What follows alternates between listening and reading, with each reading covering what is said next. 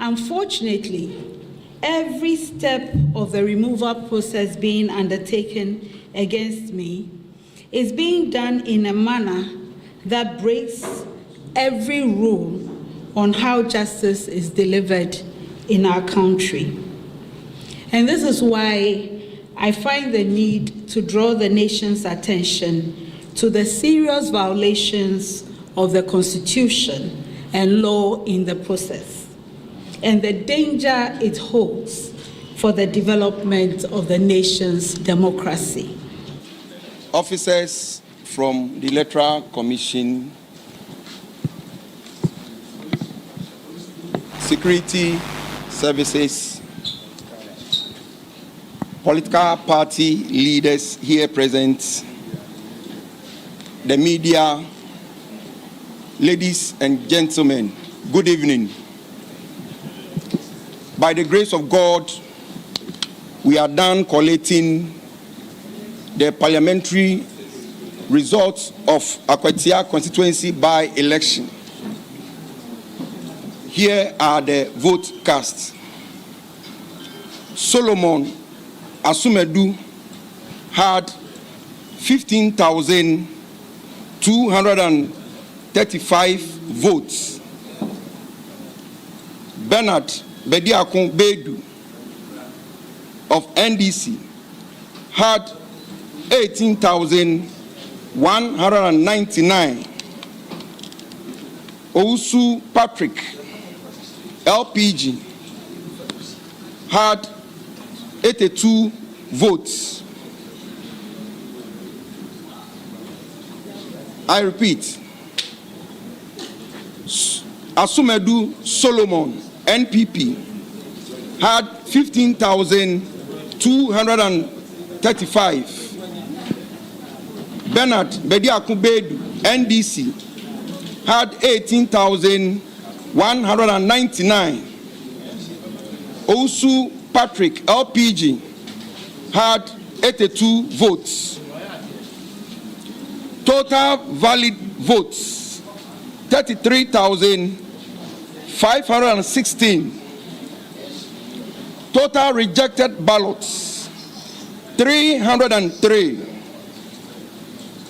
Total vote casts, 33,819. With the figures mentioned so far, Director, with your permission,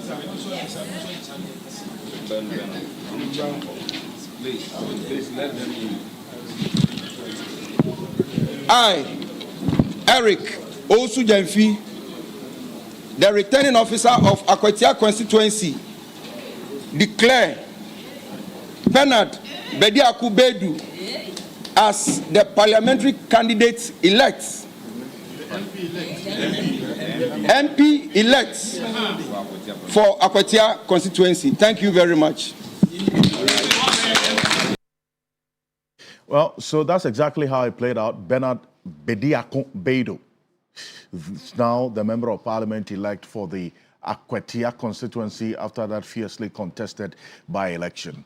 But even though he won and received so many congratulatory messages, there's one person as well who was on the day basking in glory and congratulatory messages as well all over, and that's Musa Dankwa. He didn't contest the election, but he made a forecast based on data. What exactly did he see, and what really worked for him? A number of persons as well who aligned with that kind of projection from Musa Dankwa. Musa Dankwa is our guest this morning, so stay with us here on KeyPoint on TV3. We'll have a conversation. So after Akwatia, what next? Yes, the NDC has won, but the people in Akwatia have expectations. and will tell you the number one expectation that they have of their member of parliament elect. This morning, we have a conversation here on KeyPoint on TV3. Earlier in the week, on Monday, the President, John Dramani Mahama, based on the recommendations of the 5-member committee set up to hear the 3 petitions against the now former Chief Justice, took the decision based on the recommendations of this 5-member committee, as enshrined in Article 146, 6-10 of the 1992 Constitution of the Republic of Ghana, removed the Chief Justice Gertrude Araba Esaba Tokono from office. A warrant issued to that effect, sealing the entire process. And this was based on just the findings of 1 of 3 petitions against the former Chief Justice. That is the Daniel Ofori petition. The act or the offense of stated misbehavior was then established, and on the basis of that, being 1 of 3 grounds that Chief Justice can be removed, the President acted on the recommendations of the 5-member committee led by Justice Gabriel Scott Poamang. After this decision, number of reactions, as expected, have come through. Topical amongst them being that of the former Chief Justice and a member of the Council of State of the Republic of Ghana, Sophia Ekufo. She says she's distressed. She's worried about the ripple effect of this decision. Well, there are a number of persons who also think otherwise and disagree with her. We would have a conversation about this particular development. Was it really an unfair blow dealt her, or it is a decision that would help the judiciary as it stands now? This morning, we'll have a conversation. We have eyes on what's happening in Binyeri, in the Savannah region of the Republic of Ghana. Some almost 14,000 Ghanaians are now living as refugees in Burkina Faso and Cote d'Ivoire. What is happening? What is government doing? We'll have a conversation this morning on KeyPoint. As always, you're an integral part of it. We're live on 3FM 92.7, also on TV3 Ghana on Facebook, and on the Voice of London Radio in the heart of the City of London, and the Voice of London Television. I'll be back shortly after this quick break. We will start off this morning on KeyPoint with a numbers conversation. Stay with us. We'll be back shortly.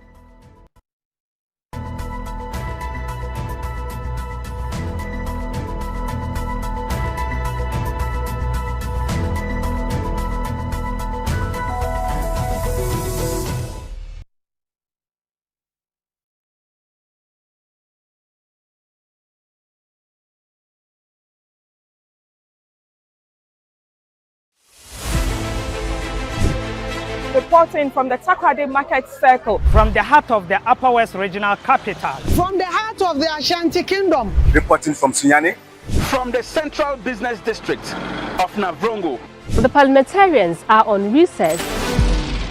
This is where it all unfolds, the moments that potentially alters the course of our nation and the world. These are the individuals we recognize, the voices we amplify, who appears on screen and who contributes behind the scenes. With professionalism at our core, we bring you news you can trust, impact journalism that makes a difference. This illustrates how diverse perspectives enhance our strength and reinforces our mission. This is 3 News, leaders in breaking news, exclusive interviews, facts and analysis on TV, radio, online and digital. 3 News, First in News.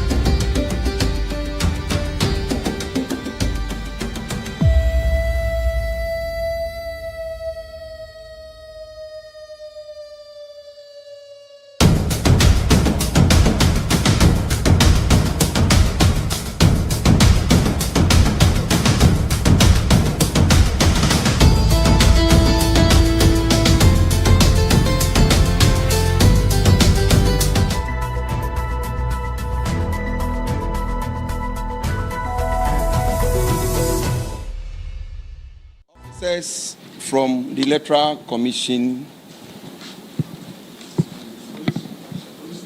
security services, political party leaders here present, the media, ladies and gentlemen, good evening. By the grace of God, we are done collating the parliamentary results of Akwatia constituency by-election. Here are the vote cast. Solomon Asumedu had 15,235 votes. Bernard Bediakun Bedu of NDC had 18,199. Ousu Patrick, LPG, had 82 votes. I repeat, Asumedu Solomon, NPP, had 15,235. Bernard Bediakun Bedu, NDC, had 18,199. Ousu Patrick, LPG, had 82 votes. Total valid votes, 33,516. Total rejected ballots, 303. Total vote casts, 33,819. With the figures mentioned so far, Director, with your permission,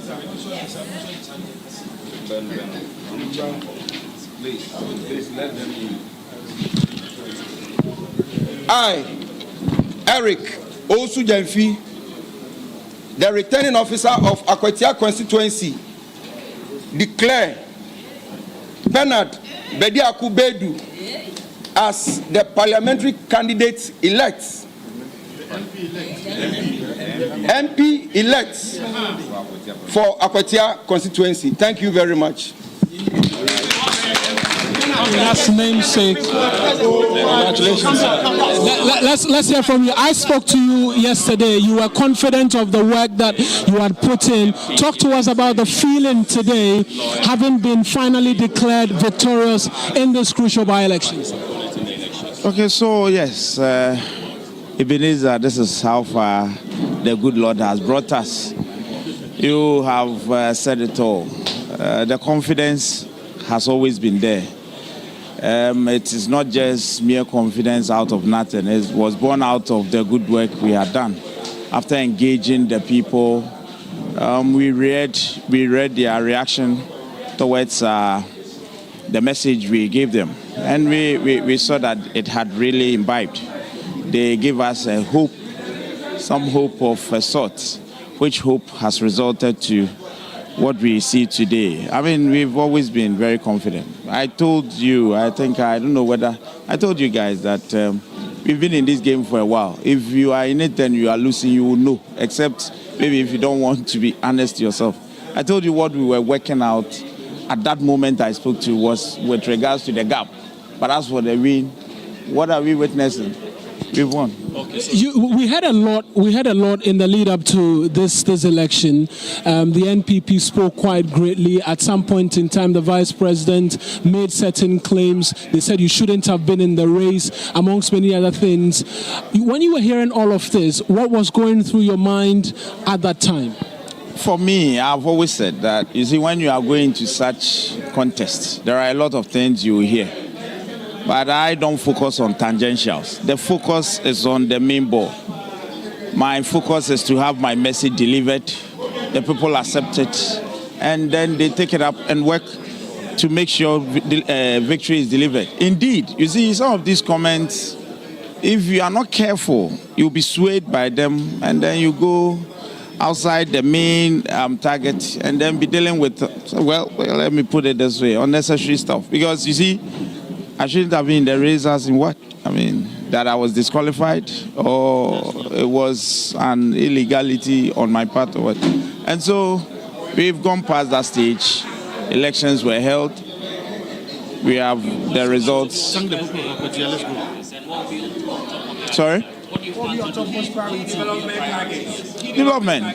Development. We've always said that, you see, Akwatia's name has always been with regards to mining. You can't take away the mining, okay? We only have to do it lawfully. That's what we're going to work on. Where we are now is a GCD property. Hitherto, just before Dramani Mahama came to power, the place was in darkness. If you recall, we did the same coalition here and we had to put on some solar panels and all the lamps and all that. Today, and it wasn't because of the by-elections, it was even done before. Today, we have electricity. It is the first step towards getting GCD back on track, which can employ thousands of people. There are other things we are looking at. Essentially, it is about development, and we will make sure we deliver. You have promised to revive GCD. Yes, we've made that promise. It didn't come from, it came from the president. And of course, it's a central government policy. And we need to remind them and then make sure that they do the needful. I'm grateful. We would have an opportunity to talk more about some of these things. We are grateful for the opportunity the people of Akwatia has given us. It is a clear mandate, and we would not take it for granted. We will make sure we give them the best of representation and serve them well. We are grateful for... Thank you. I'm good.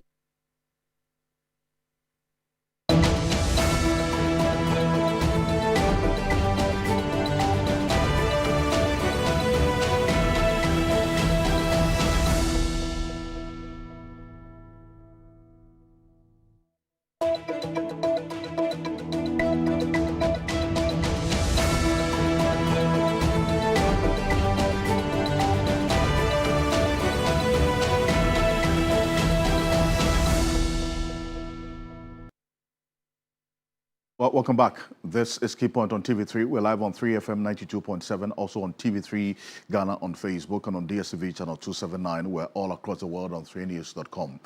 Now, Bernard Bedi Akonbedu is now the MP-elect for the people of Akwatia after that unfortunate demise of the Member of Parliament for the area, that is NSC Akumi. But prior to this contest, as we have seen in recent time, it was a data-based conversation. And even though it's Bernard Bedi who won the election, there was a lot of talk about one man who, based on his survey, data collected, did analysis and made projections based on that and had a near perfect outcome. He was with us last week. He stuck his neck out, said he is 99% confident that the NDC is going to win this by-election. Well, there was a member of parliament who dared him, in fact, and indicated to him that, look, if the NDC wins, he was going to resign as a member of parliament. That is the new job, a member of parliament, Michael Ochebefi. He says he's sorry. You know, he spoke too much and he should be forgiven, but there are others who think otherwise. But prior to this moment, this is what Musa Dankwa, the Executive Director of Global Info Analytics, put out in terms of the survey. He's joining us right now. The man of the moment is with us in the studio, Musa Dankwa. But before he gets on, this is the basis. Prior to this by-election, on the 2nd of August, he did his first poll. At the time, Bernard Bedi Akonbedu had not been elected as MP, as a parliamentary candidate for the NDC. The NDC went to the primaries on the 5th. So this is what was the outcome when he was not a parliamentary candidate. So you saw Solomon Asimedu actually inch upwards by those who were polled at the time indicated, 50% of them indicated that if elections were held then, they were going to vote for Solomon Assemedu. Then, Bernard Badu, who was not even a candidate at the time, those who were polled, 47% of them said they would vote for him if elections were held on the 2nd of August. Fast forward to the 28th of August. That's the second bar graph you see. The black bar represents those who said they were going to vote for the NDC's candidate. And the red bar represents those who said they were going to vote for the NPP candidate. This is how it looks like. On the 28th of August, when Musa Dankwa went back to the constituency, 53% of the respondents said they were going to vote for the NDC candidate, Bernard Bediako Badu. Because at the time, he had been elected as the parliamentary candidate, had over 2 weeks of campaign. But 44% of the respondents between the 26th and the 28th of August said they were going to vote for the NPP candidate, Solomon Assemedu. 6% who said, well, they'll vote for someone else. Patrick Owusu is the LPG candidate, or he was the LPG candidate for that particular by-election. Now, on the morning of the by-election, this is Musa Dankwa, 7:13 a.m. 7:13 a.m., 2nd September, 7:13 a.m. He made this post on his Facebook page. He said, 53% for Badu is the floor, and 47% for Assemedu is the ceiling. If you don't get it, ask AI. 53%. That was Musa Dankwa on the morning of September 2nd, the morning of the by-election. Now, take note of the percentages that he puts out in the morning, because it tells a story. 53% for Badu, the floor, 47% for Assemedu is the ceiling. It says if you don't get it, you go and ask AI. Now, guess what? At the end of the contest, when declaration was made, Bernard Bediako Badu polled 18,199 of the valid vote cast, as against Solomon Assemedu, 15,235 of the valid vote cast, representing 45.5%. And this was what Musa Dankwa put out in the morning. Musa Dankwa said 47% for Assemedu. And the actual results, about, if you round it up, probably 46%, yeah. Then, Bernard Bediako Badu, 18,199, representing 54.3%. Musa Dankwa in the morning said 53%.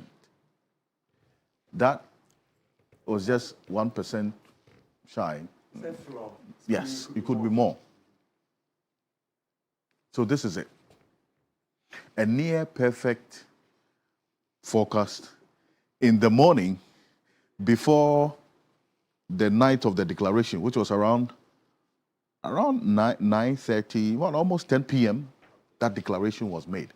But at 7:13 a.m., Musa Dankwa stuck his neck out and said, 53% floor. And then the actual says 54.3. And for Assemedu, 47%. The actual 46% rounded up. So what did he see in the morning that made him make this bold, near-perfect forecast publicly? Mr. Dankwa is the Director of Global Info Analytics. He's joining us. Mr. Dankwa, good morning. Good morning, Alfred. So congratulations to you is in order. I want to also cite the team that went to Akwatia on those two occasions, led by Dr. Eugene Ahin from UCC and his entire squad. We were so not concerned, wanting to get it right. So we sent a team from Cape Coast to go and cover Akwatia, which normally something that we don't do. But this time around, the team went from Central Region, drove into Eastern Region, did the work and came back. And this is the result of their work. See, now, so what convinced you so much to make that bold statement? Let's start from last week. Last week you said you were 99% sure that the NDC was going to win this by-election. What were you saying then? Look, for me, everything that I do starts from the demography. There are people who study demography and are able to predict what will happen 20 years from now. Yes. That is what we did in Akwatia. We looked at a profile of Akwatia constituency in the last 10 years and realized that it has shifted dramatically in terms of educational level. To the point where now 62% of Akwatia voters have senior high or degree level qualification. These people are different, they react differently, they behave differently. So I knew from the initial polling, the NDC candidate was getting most support from this group of people. And once they are the dominant voting bloc, they will carry him through. Beside that, we detected in the previous polls that about 24% of people who in 2024 cast their vote for NSC Akumi have said to us that they will shift their vote from MPP candidate to NDC candidate. That is significant in the sense that no party can lose almost 20% of their vote in the last election and win the next election if there hasn't been a new influx into the register. Right. And we know from December to now, there hasn't been any new registration. Sure. So it's the same block of people who are going to decide. Sure. And once they've abandoned the ship, there are over 53,000 eligible voters. Absolutely. Once you see 20% of voters of Kumi abandoning the ship. So if you say 20% of Kumi's, that's the late MP's supporters, abandon the ship, what do you mean? In 2024, the winning margin that gave Kumi the win included this 20% or 24%. And they said that they're no longer going to vote with the MPP. They are leaving to vote for Bedu. With that shift, there is no way MPP was going to win the seat. So 20% of NS Yakumis, that's the late MP's supporters, those who voted for him in 2024, said they were not going to vote for him. Also, they're only going to vote for the NPP. Candidate, yes. That candidate, yes. That is Solomon Asumedu, yes. During this by-election. Correct. And when you spoke to them, did they give you any reasons why? Now we're not getting to it. No, we don't get to that reasons. We don't get into reasons. You probably want to find, was it about the candidate or about the party? It's a combined effect of the candidate and the party. The MPP miscalculated and assumed that Akwatia is a mining town full of miners and that most people there will relate to the miner. But Akwatia is not a mining in terms of job, all kind of jobs. Yes. Most jobs in Akwatia are not mining jobs. They are service sector jobs and farming.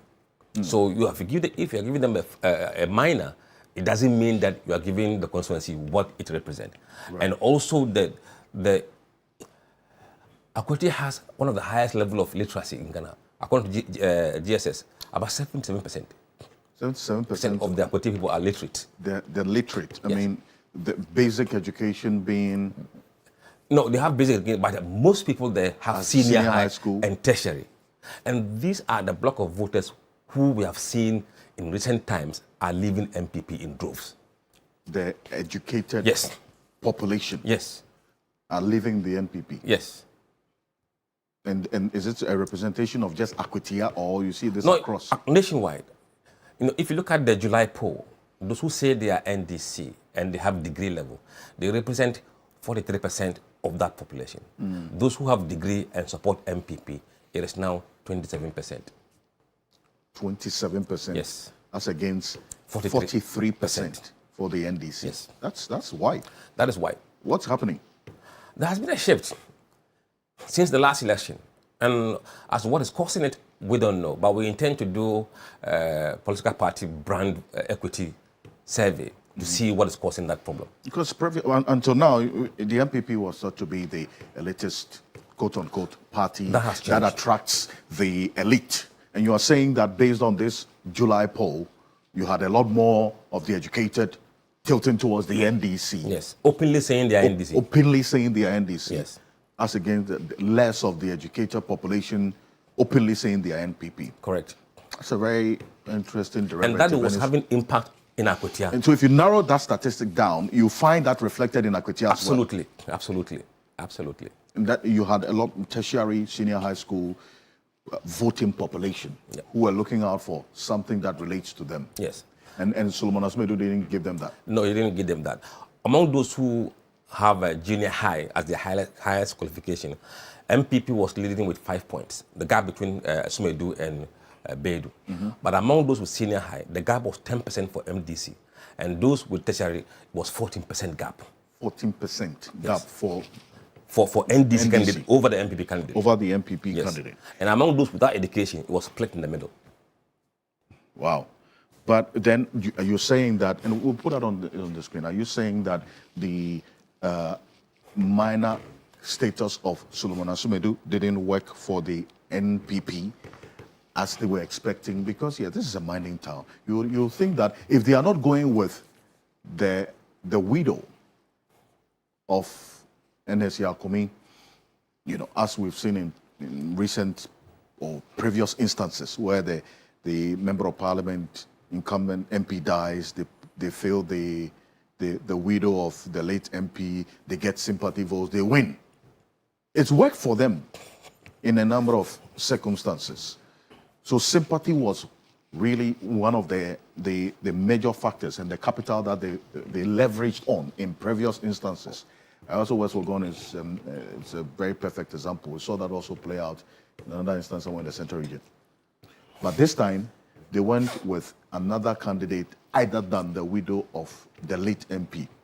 So sympathy did not work in here. They didn't, even though the funeral was held on the Friday before the Tuesday, which was just 4 days away from the election. Sympathy didn't work? No, absolutely not. Only 4% of the respondents per the exit poll said that sympathy influenced their vote. Only 4%. Half of the respondents said that it was developmental project that was driving their voting on that day. So sympathy didn't work. And Alfred, you must understand which demography of voters sympathy kind of relates to, or they can use sympathy to vote. They are the older population, 45 and above. They work with sympathy. They're not sophisticated voters. Yeah. These Gen Z guys, they have no sympathy. They vote based on issues. And for them, sympathy was none of it.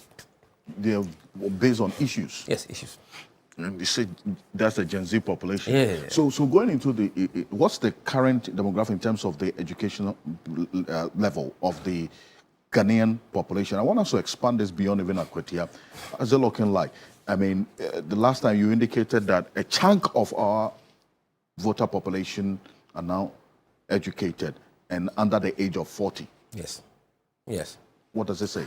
It tells you that your campaign style going forward must change. How you approach voters should change. And where you approach them should change. And then you must make sure that you are speaking the language of the younger voters. They are going to decide who lead this country. If you're not able to attract them, address their needs, forget it. And they are less tribal and less political in the sense that they don't stick with one party for long. Once they feel you don't meet their needs and aspirations, they abandon you. And they're very fast thinkers. Very fast thinkers, yes. Very no sympathy. No sympathy. So you put this out on the morning of September 2, 7:13 a.m. And we'll put that on the screen. This is your Facebook handle. You put this out on Facebook in the morning of this by-election that based on what you had seen in the morning and the forecast, you stick out your neck like this, that 53% Bernard Baidu is the floor, meaning that he could get more, 53%. And 47% for Asimedu is the ceiling. What gave you this confidence? This one? Alfred, I think maybe I should explain, tell people for the first time. We use a lot of tools within our model to determine what's going to happen. Within those tools, we know the standard correlation that we calculate in statistics. How does this question correlate to how these people are making decisions? And we're able to see the correlation coefficient of these relationships. Beside that, our system is equipped with an AI technology. So we are able to apply certain tools, and the AI tells us the likely outcome based on what we have fed the system with. So we're able to pick certain questions that we think are key in deciding who wins. And the AI runs a model and gives us a bit of fair idea of what is going to happen. So beside the determining that we do ourselves, the AI also helps us to really see what is inside the data that the naked eye doesn't see. I see. So you employ AIs more? No, the tool that, we combine everything. We combine it. So it's not about Malam or, no. It's pure technology. This is not Malam. No, it's not Malam. Technology. You do AIs more. But then, because you see, and viewers should just keep these two percentages in mind. 53% for Baidu is the floor. So we didn't expect him to go below that. Below 53%. It was guaranteed that percentage. That's 53% and more. Yes. 47% is Medu. For maximum. He wouldn't go maximum. Past. And then here's the actual. The actual also then tells us a very, very interesting story as to how things played out with respect to this particular development. This is the actual. This is it. You said 53% for Bernard Baidu.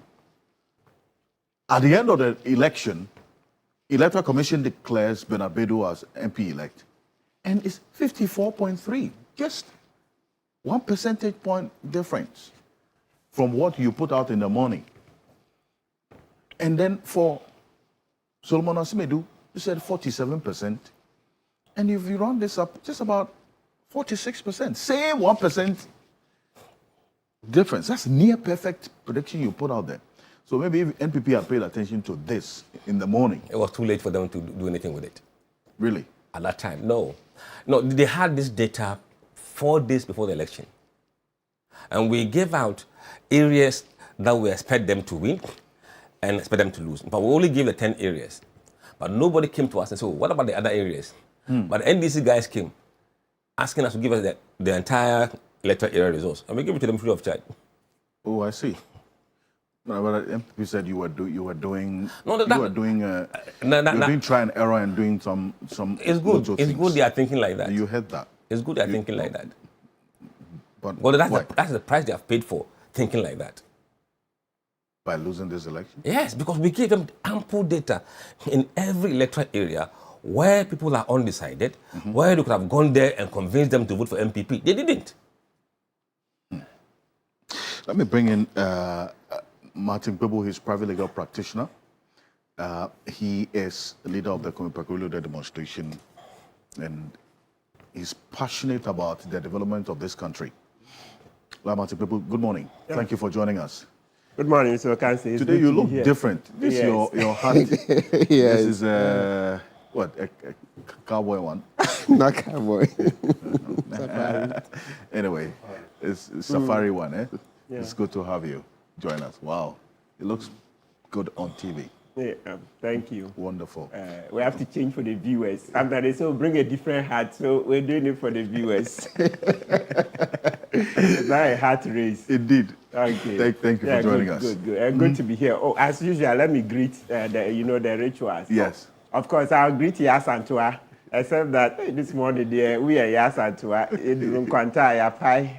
So Yasantua, good morning. Yes, you are still our beloved Yasantua. Except that this week, For the uninitiated, who is this guy Santua you're talking about? CJ matter there, you didn't do we'll deal with it. It's human. Okay, it shows that you can't always get it right. It's fine. I mean, we'll also disagree with you here. But you always be our yes and to continue to help hold government accountable because we need a lot of that. And even the fact that we are disagreeing with you on your comments shows the very thing I've been talking about every day. That we shouldn't say because we love you, anything you say goes. No. If it doesn't make, let me say, if it doesn't accord with the law, we will disagree with you. But that doesn't mean you've lost your position as Yasantua. That rather will strengthen you that, hey, you should be watching. It's not everything that you say that citizens will take hook, line, and sinker. Yeah. Okay. And Gamanche, need Teku through the second. Kentucky need Teku through the second. The man leading the charges for the recovery of the Cecilia Dapa money. Gamanche, good morning. We pray that Mr. Raymond Acha will soon come out with breaking news on the fight to recover the money from Cecilia Dapa. Then Osi Adeyo Ajimambedu the second. Good morning, Doma Hini. More fire.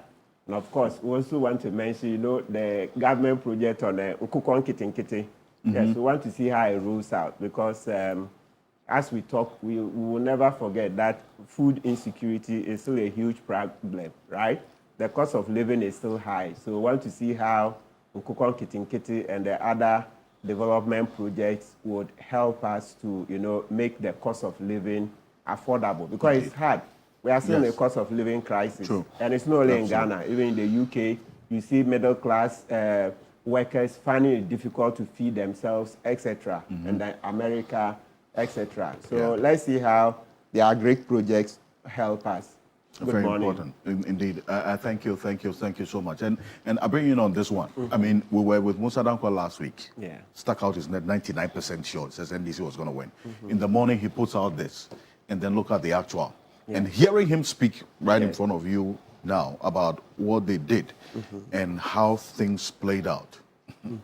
Interesting to say the least, is it not? Yeah, it's commendable. It's commendable that Musa Dankwa's art is getting more and more perfect.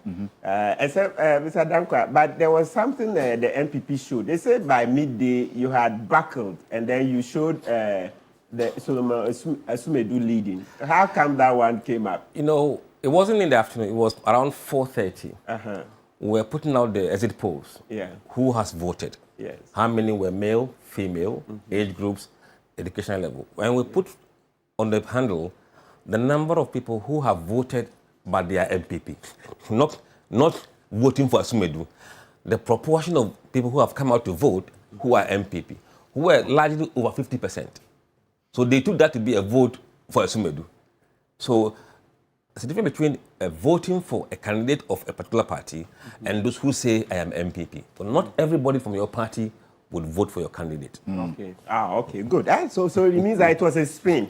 Yeah, because I heard it on some stations that, you had buckled, you had given up, and then there were trolls that this is Lotto forecasting, and that they had warned you. Absolutely. So that's just a complete spin. Yes. So it was not 50%. Maybe they didn't understand what political party affiliation is. They've always had a misconception. Our party people always vote for us. That is no longer the case. Good. And that's the point. So in terms of asking me, what do I make of this? So you see that I've repeated here ad nauseam that what is exciting about democracy is that increasing evidence that our people are voting on issues and no longer ethnic affiliations and, that kind of political party history. The ones that they will say, I was born into this family. Some will say, Fruma. So it's exciting to see that the Gen Zs are having nothing to do with it. It's not about ethnic politics. That's very, very important because, excuse me, if we continue on this trajectory, then we'll get better leadership. Because, I've said it ad nauseam. Currently, if you look at some of the parties, the people say they want to be flag bearers. You look at this and you say, if we really had our heads screwed on, some of these guys would not even get anywhere near flag bearership. But because of ethnic sentiments, etc., people who don't qualify as leaders suddenly are being foisted on us as leaders. And you can see that, come on. Ghana is better than this. So it's good that Gen Zs will have nothing to do. ethnic sentiments and all that, so that we can get better leadership, because we are way behind.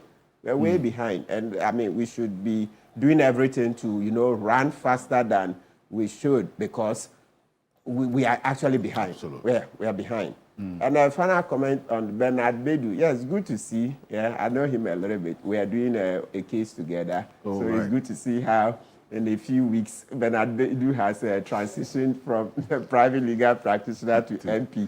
And of course, have you mentioned the fact that he has replaced his former client? Precisely. So it's interesting. His journey is a very interesting one. So he was the lawyer for Henry Boache Yadom. Excellent. In this dispute. Yes, against because Boache Yadom was the candidate. Was the incumbent MP in the 2024 election. Okay. No, and then NSL Kumi defeated him. But he is also not just the lawyer for the former MP, but also the lawyer for Solomon Asumedu. Oh, so Asumedu, the MPP candidate, is his client as well. So the race was just between the client and the lawyer. Wow, actually, a triangle. I see. That's interesting.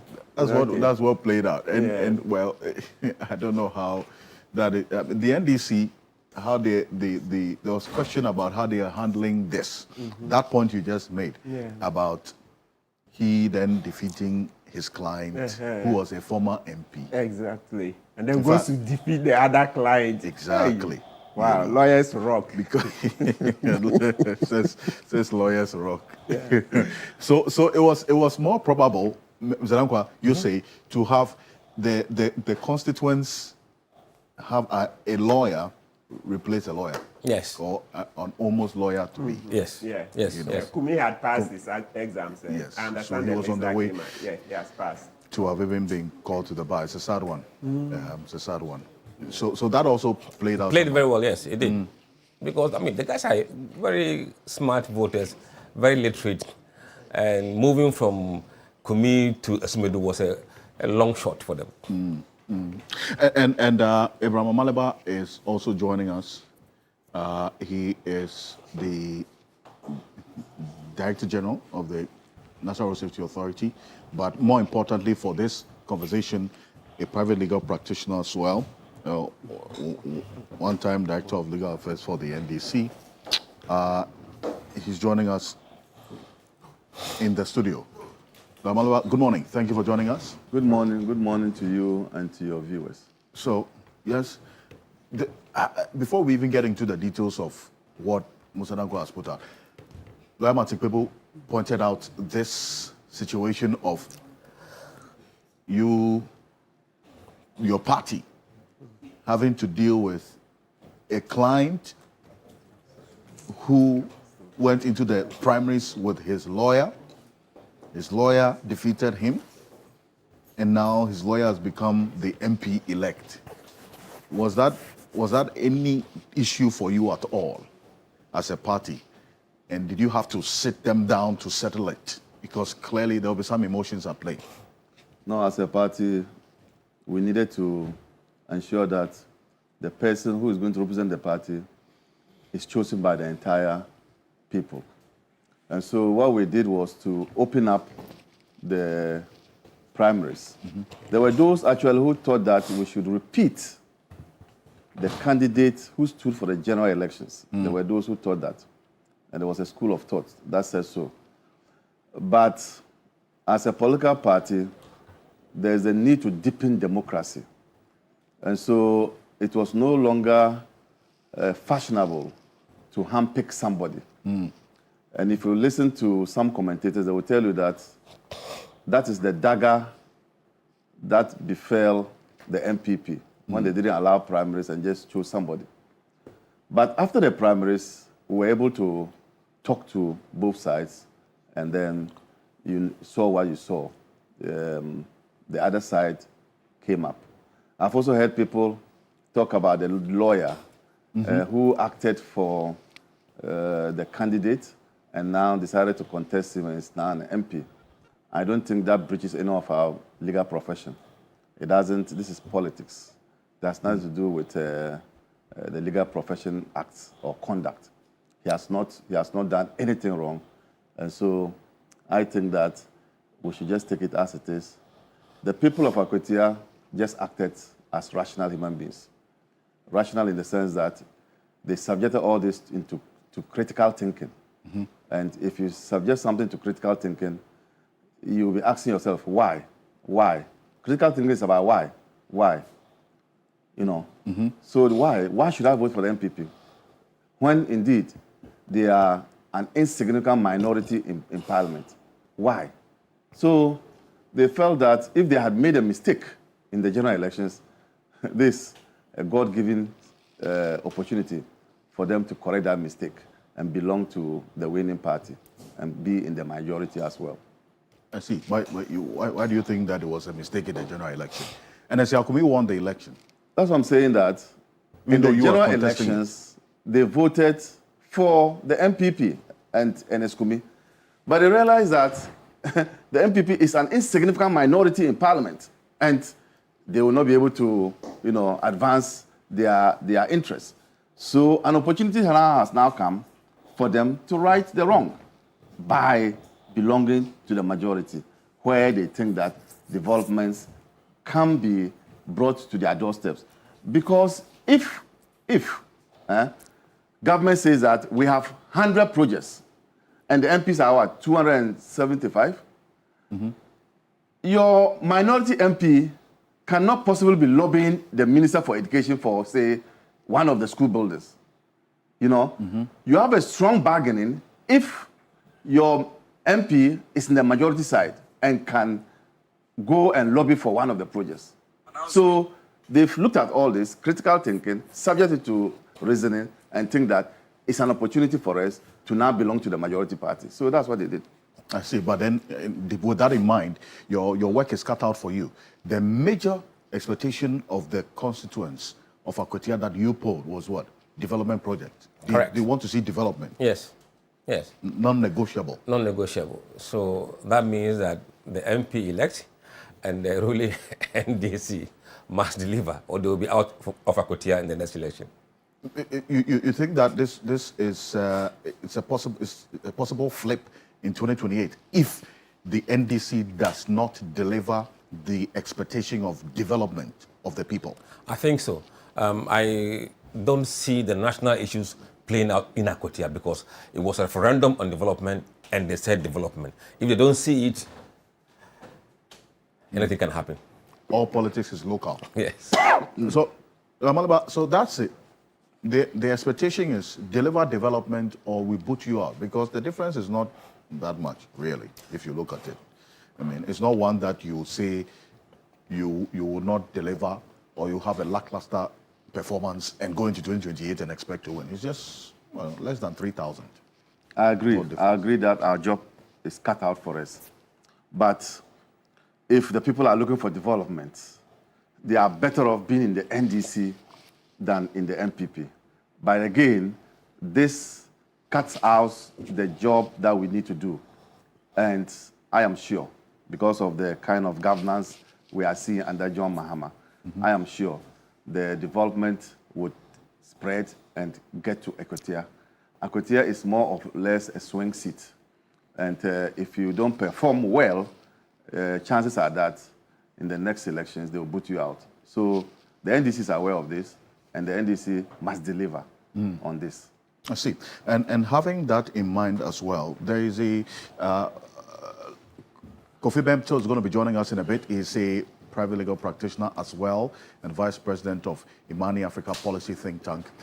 He's taking a seat right now. But this matter, before the night of the eve of the election, there's a member of parliament who made a statement.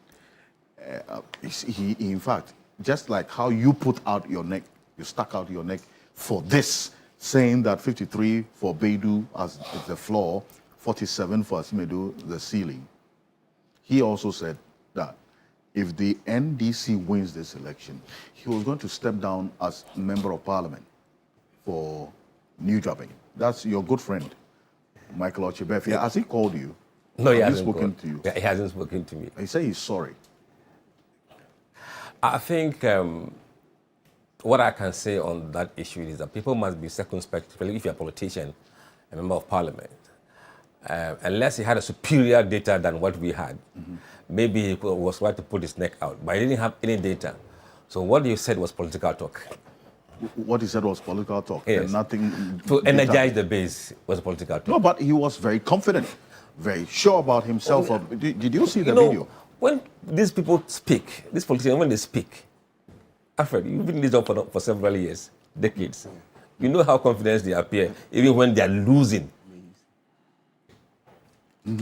No, see, the difference is, it's not like maybe in the West where people admit difficulties in election and say we are working towards it. In this country, completely dig their heads, put their head in the sand and pretend nothing was happening. And, these are political talks. Eventually, the polling numbers or the actual votes were counted and we saw what happened. So sometimes we shouldn't take them serious. We shouldn't take them serious? Oh, yes. When they make statements which are data-driven. These are experienced politicians. They're not data experts. You can take me on a different level if I say that and I get things wrong. But for him, he's a politician. Mr. Bento, good morning. Thank you for joining us. Good morning. Thank you for having me. It's good to have you join us. You had put out that, look, you also stuck out your neck, saying the NPP was going to lose this by-election. Yeah. What did you see? This was exactly a week ago. Yes. And it's played out as you said. I made 2 statements, and then I supported it with what Musa Dankwa did. The Perfect. 2 statements were, 1, you should never underestimate the power of incumbency. That is 1. And then number 2, I said that what the people of Akwatia want and need, NPP cannot give them. Okay, that's a very pregnant statement. Yeah. The dynamics have changed significantly from the previous election to now. And I added the detail that Akwatia has been a swing place. It's nobody's stronghold, all right? So the 2 statements that, 1, you have a government in office, and I actually added a point. I saw a number of people quoting me. Yes. That you have a president who is still in his honeymoon, and a president who is ticking the right boxes throughout so far, all right? When you add that to even if he was not doing well, and he was incumbent, that power is significant. Absolutely. Then you have a situation where he is in office, and what the people of Akwatia want cannot be given to them by an opposition party with that level of, parliamentary representation. I also added the fact that this was not going to be a significant issue for MPP, and this should not be the hill they die on. There's another thing that I think is important and very interesting for me as an intellectual think tanker and researcher. I said last week that when you have people like Musa Dankwa, and when I say people like Musa Dankwa, he is a serious statistician. You know one when you see one. Right. I say that against the background of other people we have seen in the past. And the point I want to make is that you take serious people seriously. Okay. In the last election, we, Imani, did a survey. Okay. We went to all the 16 regions. We deployed over 20,000 people. Wow. All right. So in February, we knew where the election was going to go. And I was making the point that when you have done that kind of work and done that kind of analysis, you speak with a level of confidence that Musa Dankwa has. Okay. And it's interesting how smart he is on. Data science is a science. 1 + 1 is 2 in Kaneshi, and it's 2 in New York. It doesn't change. Yeah. Why I'm saying all of these things is that we are entering a point, and I heard you talk about the Gen Zs. I call them the no-nonsense generation. We are entering a point where this will become more and more and more important. I am saying this on the back of the fact that today you have a lot of noise coming from election predicting prophets. All right? Absolutely. Look, yes. The smart thing to do is to listen to people like Musa Dankwa, who go down, do the real work, count the numbers, come and sit down and do the actual statistics. I heard him talk about AI. AI helps you set questions and get some angles and nuances, but he and I knows AI doesn't work the figures. Yeah, absolutely. The figures are the figures, and it's how you deal with them and the kind of inferences you make out of them, which is good at. So a number of things. Going forward, we should start giving more space to people like Musa Dankwa. Everybody. And Indeed, the survey that we did in Imani and the results thereof, if you asked us, regardless of who you were, we would tell you the truth, whether it favored you or it did not favor you. Because data is data is data is data, and it's not an emotional thing. So going forward, we should start learning. As long as people like Musa Dankwa do the work that they do with integrity that is required, all right, we should be listening to them more and listening to the prophets less. Listen to the likes of Musa Dankwa more, and listen to the prophets less. The prophets who will be prophesying about who will win. Yeah, I mean, look, religion is religion. I go to church, and there are things that prophets say, but on a national level, in a secular state, playing at this point, okay, I think the smart money should be on people like Musa Dankwa who have done real data work, analysis, made inferences based on data. Okay, if your prophet sees something and it's fine, but they should also tone down a bit on nationalizing their prophecies. It creates some problems. And that's why you had issues with that directive from an office within the presidency. I did, and look at what happened. Exactly, look at what happened. They themselves ran away from it. You don't go there.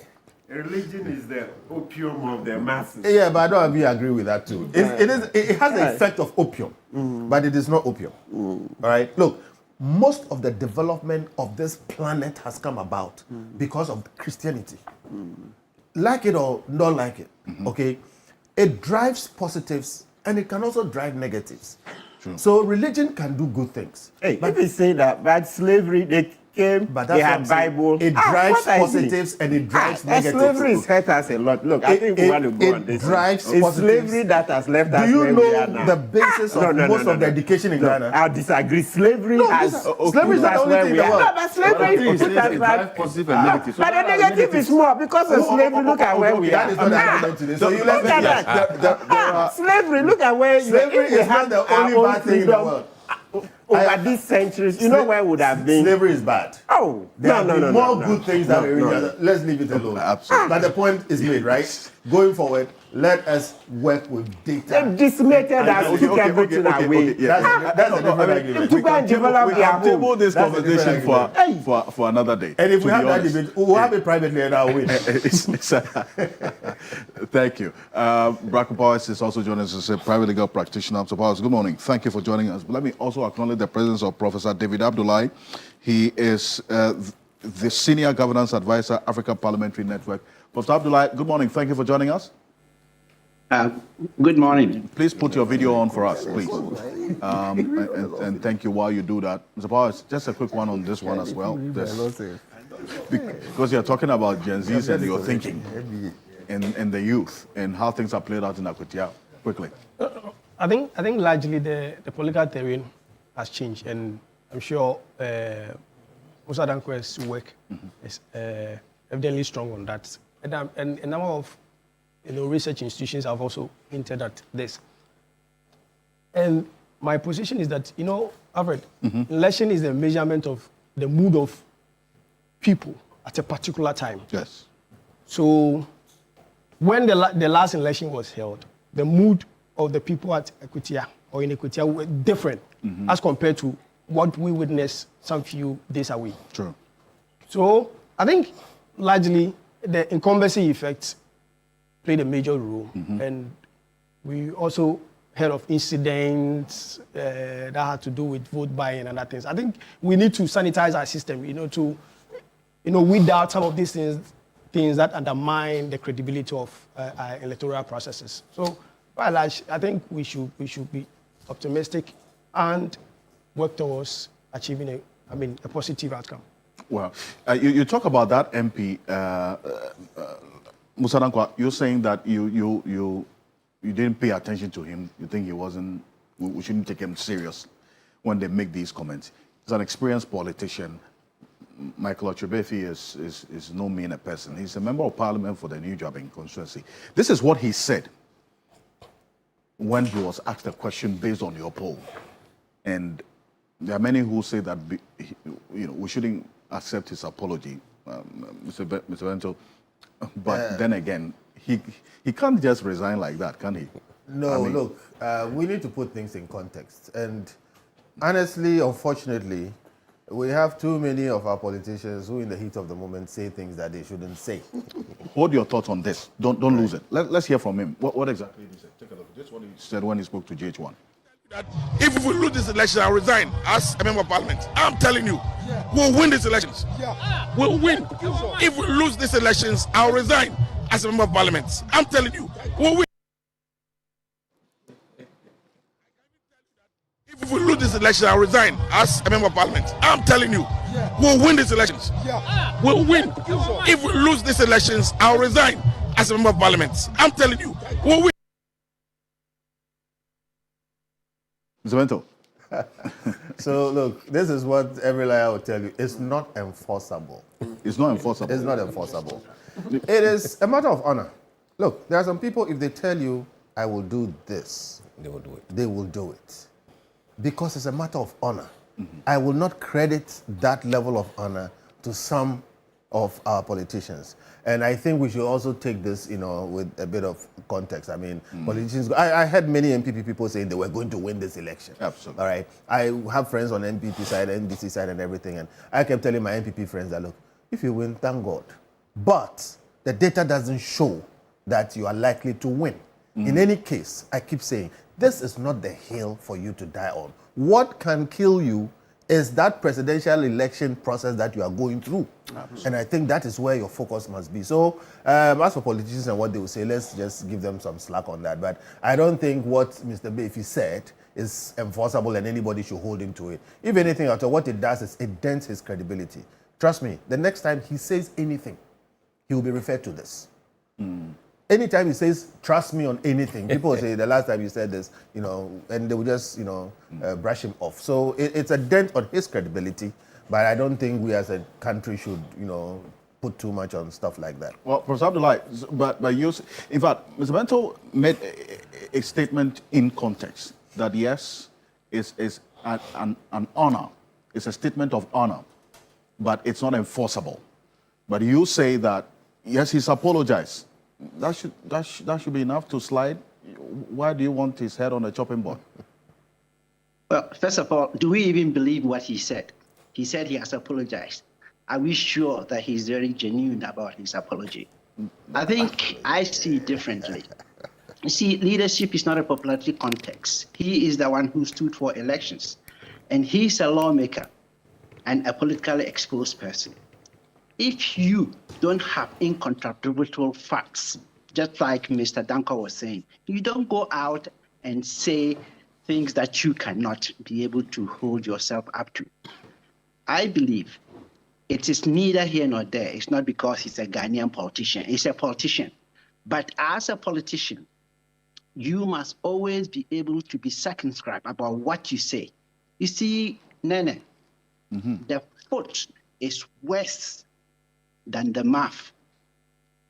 Actually, it's the mouth that is worse than the foot when it slips, because he cannot bring it back. And I think politicians in this our country, it's not only politicians, we even see religious leaders who say things that actually, and they can sway people. And at the end of the day, when things do not work out, they tell themselves that, I'm sorry. You are not sorry. You don't mislead people and then come back and say you are sorry. Do we believe you? I will give an example. George Hubert Walker Bush, the late father of the former president of the United States, when he was running for elections, he told Americans that read my lips, no new taxes. And when he won, he raised taxes and he lost the elections the next time. I think it should be something that our leadership, whether they are politicians or not, when you are going to say stuff, you need to have research, ironclad information to show that whatever you are saying, you can stand on it. So he should resign. He said he wants to resign. He will mark his word. He should resign. We should take him by his word. Well, would you apply that level of honor? Mr. Bento says that is not one that you really would apply to politics in Ghana, for that matter. We shouldn't put too much currency on this. There are many other persons who held that view. You know, no. I disagree. I think when you say politics in Ghana, are you trying to say that we are le dame de la terre? We are people who really must be taken for granted? Is that what Mr. Benchel is saying? No. Whether politics or not, anytime you say something, you must be held responsible. And he must be held responsible. I don't see why he should not resign. He should. It has nothing to do with whether he's NPP or NDC. Any of the political leadership, when you say something, make sure that you have incontrovertible facts. You have done your research, and you can beat your chest and say, what I'm saying is right. But you just come out and say something in the heat of the moment, and you think that you can get away with it. No, I think we want a better democracy, and it should start with people who say things that they cannot stand. In my opinion, he should resign. You still insist he should resign. But, yes. I mean, okay, this should be enforced by who? Are you trying to say that politics in Ghana is nothing? When people die over things like that, whatever he said, does he know the consequences? Did he think about the consequences? And so look at how many policemen you deploy to that place. It's because you know that anything could happen. So look, let's be honest with ourselves. You know, like I said, no one told him to stand for elections. And he's representing the constituency. Besides, he's a lawmaker. Do you mean if the laws Mr. Befi makes and you go against them, should it be thrown away and say, oh, Mr. Befi and his colleagues in parliament are not serious? You know, don't mind this law. Would you agree to that? Think about it. The consequences are also important. I see. And so, yes, if it has to be enforced, who has to enforce this, really? Well, I don't know about their standing orders. But if it is not in their standing orders, it's something that they must introduce. Right now, it's not enforceable. But, you know, there must be something to begin telling people that, listen, in this age, you cannot take people for granted and get away with it. So I don't know. Right now, I don't see any legal way you can enforce that. But yeah. If it is not, then I think it should be introduced. But moving forward, I think we should have a code that you don't say anything and get away with it. You should be punished, or at least you should pay some kind of recompense for what you have said. What about? I think also, if you look at what happened in Rwanda, when a radio station called Radio Mille Collines, when their broadcasters went and said, kill all these cockroaches. Are you saying those politicians who said so are not serious? And look at what happened. So the consequences are important. And I think we should be careful, you know, that we don't let our politicians or our leaders or our public figures or politically exposed persons to get away with murder, in my opinion.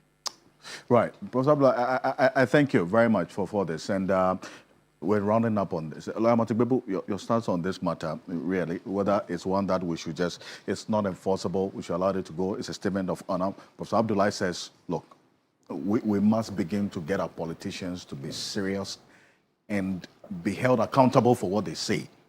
But is this one of the examples that we have to hold on to? Yes. We must hold Honorable Befi accountable. But as to resignation, I'll come to that. So let's get this. After the election, I saw an apology. Have you played the apology? He said he's sorry. It's yes, Abdullah aware. Yes. That he apologized. Yes. One. And then two, I saw a post somewhere that he says he will not contest the next elections. We are yet to verify that. Yeah, so if that one is true, then I think it's sufficient. Because the apology is important. Once he's apologized, and he says he will not contest the next elections, I think it's okay. It shows you a forward march, right? Yes, because you see, when it comes to politics, I'm not justifying what is done. But politicians are often known for their U-turns. Very many, yes. Remember, Margaret Thatcher famously once said that the lady is not for turning. So for her, she said no, she would go ahead, notwithstanding that. Yeah, there is that famous saying, the lady is not for turning, right? They compare her Thatcher with Liz Truss, and how many U-turns Liz Truss made, etc. You see, in no time, Liz Truss was out of office, etc. Right? So for me, if he's not contesting the next elections, I think it's a good middle ground. It's a good middle ground. You don't nothing, no form of accountability whatsoever. No, but so they'll punish him. Voters will punish him. Fine. Like So the way that's the point. Professor Abdullahi is mentioned. You know the George Bush example he gave. Bush, that's Bush 41. Bush 41, that's the Bush senior. He said, oh, when he comes in, read my lips, he would not increase taxes. He entered and then he increased taxes. Yes. And then the next one, he was out. Of course, it's debated. That's not the only reason. You know, the Iranian crisis, the hostages in Iran, the Americans who were held there, that was largely to blame. But the read my lips comment to, was also a significant factor. All right. I thank you, gentlemen. Thank you so much. Mr. Dankwa, you have your flowers, and so you hold on to it. And I think across the table, you're respected for what you do, and we thank you so much for coming. It's my pleasure. What's going to be the next one? The next one will be the September-October tracking poll, which will start today online, but the fieldwork will start third week of September. What are you tracking exactly? We are tracking the usual governance issues, corruption issues, government performance, and also we'll be delving into the MPP primaries and then the NDC primaries, and potentially starting the head-to-head. Who would you vote for in the 2028 elections if it is A against B or C against D? Oh, interesting stuff. But has he done something on the Tamale the Tamale Central? This one is no. It's a domestic match. People, I'm saying, has he done anything? No, that's the primaries is today. Internal primaries. Yeah, no. Has he done nothing? He has not done. No. Mr. Danka, Because I want to know who will win. Mr. Dankwa, let me speak for you. Let me speak for you. Amongst them. Okay, Edward, I'm speaking for Mr. Dankwa. Please, he hasn't asked me to speak for him, but yeah. The nature of research is such that you do it for the public like this. You can't go and collect anybody's money. That's what I wonder. But where it is an internal NDC issue you want to do, pay him to do the work for you. Oh, no. That's all. That's all. That's a total thing. Pay him to do it for you. Pay him. He's done internal masters. I know it's your business. Pay him to do it for Our you. private clients, we have private clients, corporates. Yes. Okay. We don't just do opinion poll. We do other serious research, market research, political research, and we do market survey and other things. Yeah. So they fund you for those one, and you do this one for free? As a CSR, yes. Okay. All right. That's good. That's some good stuff. Well, thank you. Thank you. Thank you for coming. Appreciate you. And all the best to you. Thank you. Good order. Thank you very much. And so that leads us to our next issue. Musa Dankwa is the director of Global Info Analytics. He's the lead global researcher for Global Info Analytics. And look, somebody's asking when next you're going to do a prediction of what we talked about the other time. It's between the two of us. But thank you so much. But earlier this week, the President, John Dramani Mahama, in accordance with Article 1469 of the 1992 Constitution of the Republic of Ghana, removed the Chief Justice, Her Ladyship Gertrude Araba Esaba Tokono, from office. What you're seeing on the screen is the release from the presidency that detailed the reason behind that decision that was taken by the president. And I'll read it because it gives some basis, and then we'll go to a bit more detail. President John Dramani Mahama has, in accordance with Article 1469 of the 1992 Constitution, removed the Chief Justice, Her Ladyship Justice Gertrude Araba Esaba Saki Tokono from office with immediate effect. Now, it goes on to say that this follows receipt of the report of the committee constituted under Article 1466 of the 1992 Constitution of the Republic of Ghana to inquire into a petition submitted by a Ghanaian citizen, Daniel Ofori. And the emphasis is on Daniel Ofori's petition. Remember, that's one of three Now, it follows that after considering the petition and the recommendations thereof, and the evidence, the committee found that the grounds of stated misbehavior under Article 1461 had been established and recommended her removal from office. Under Article 1469, which we will see shortly, the president is required to act in accordance with the committee's recommendation. So this is all what the president did, acted in accordance with the committee's recommendation. The chair of this committee, this 5-member committee that was established, Justice Gabriel Scott Poamang, during the presentation of the report to the president, said a few words to respond to some media publications as well about the work of the committee. I want us to take a listen to Justice Gabriel Scott Poamang, and then we'll get into this conversation this morning. This is what he had to say. Take a look at this.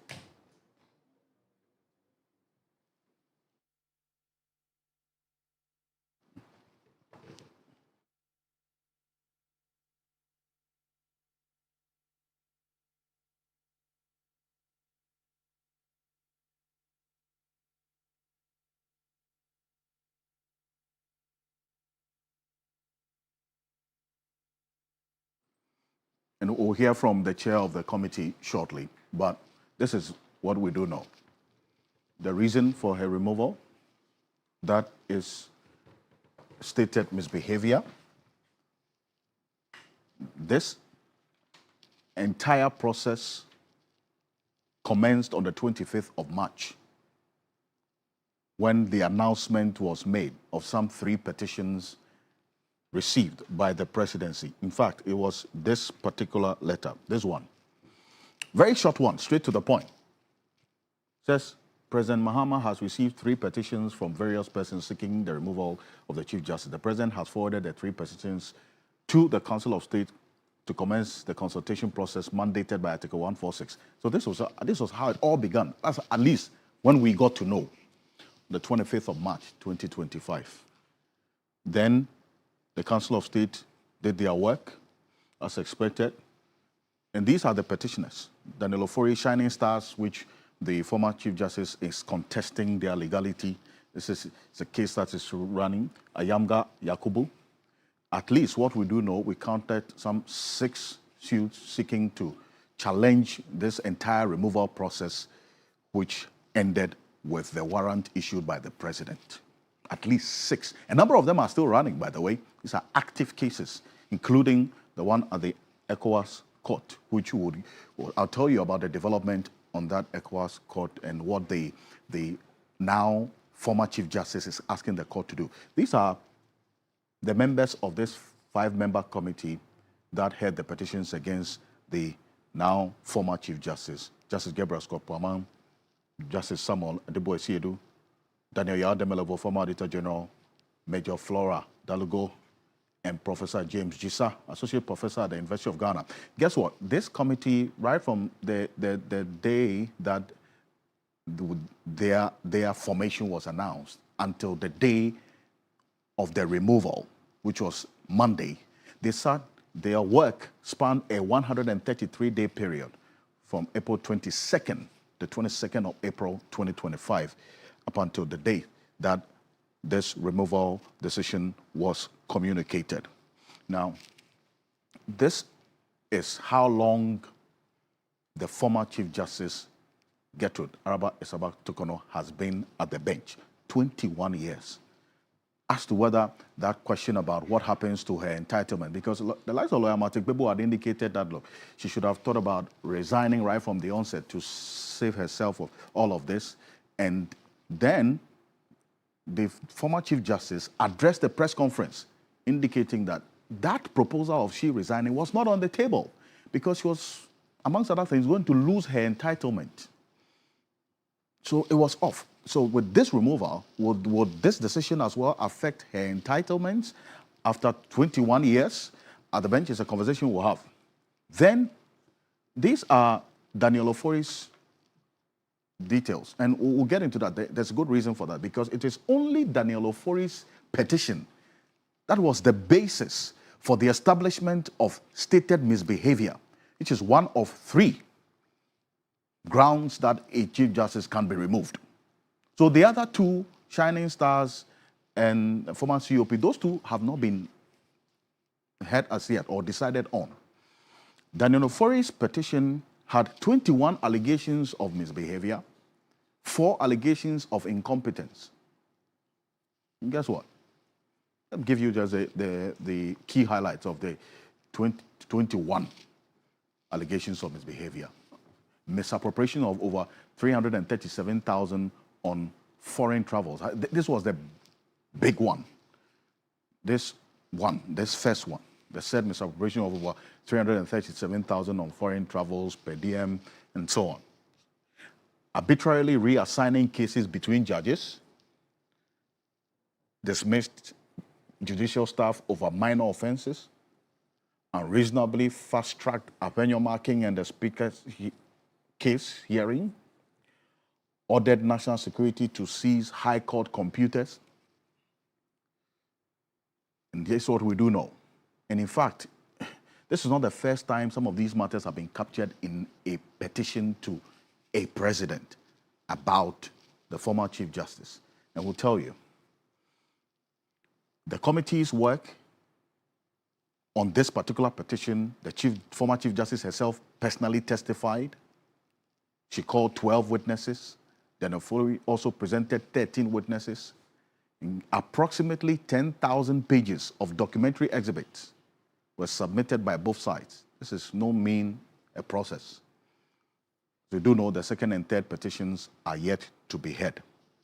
This is what the details of 147 specifically states.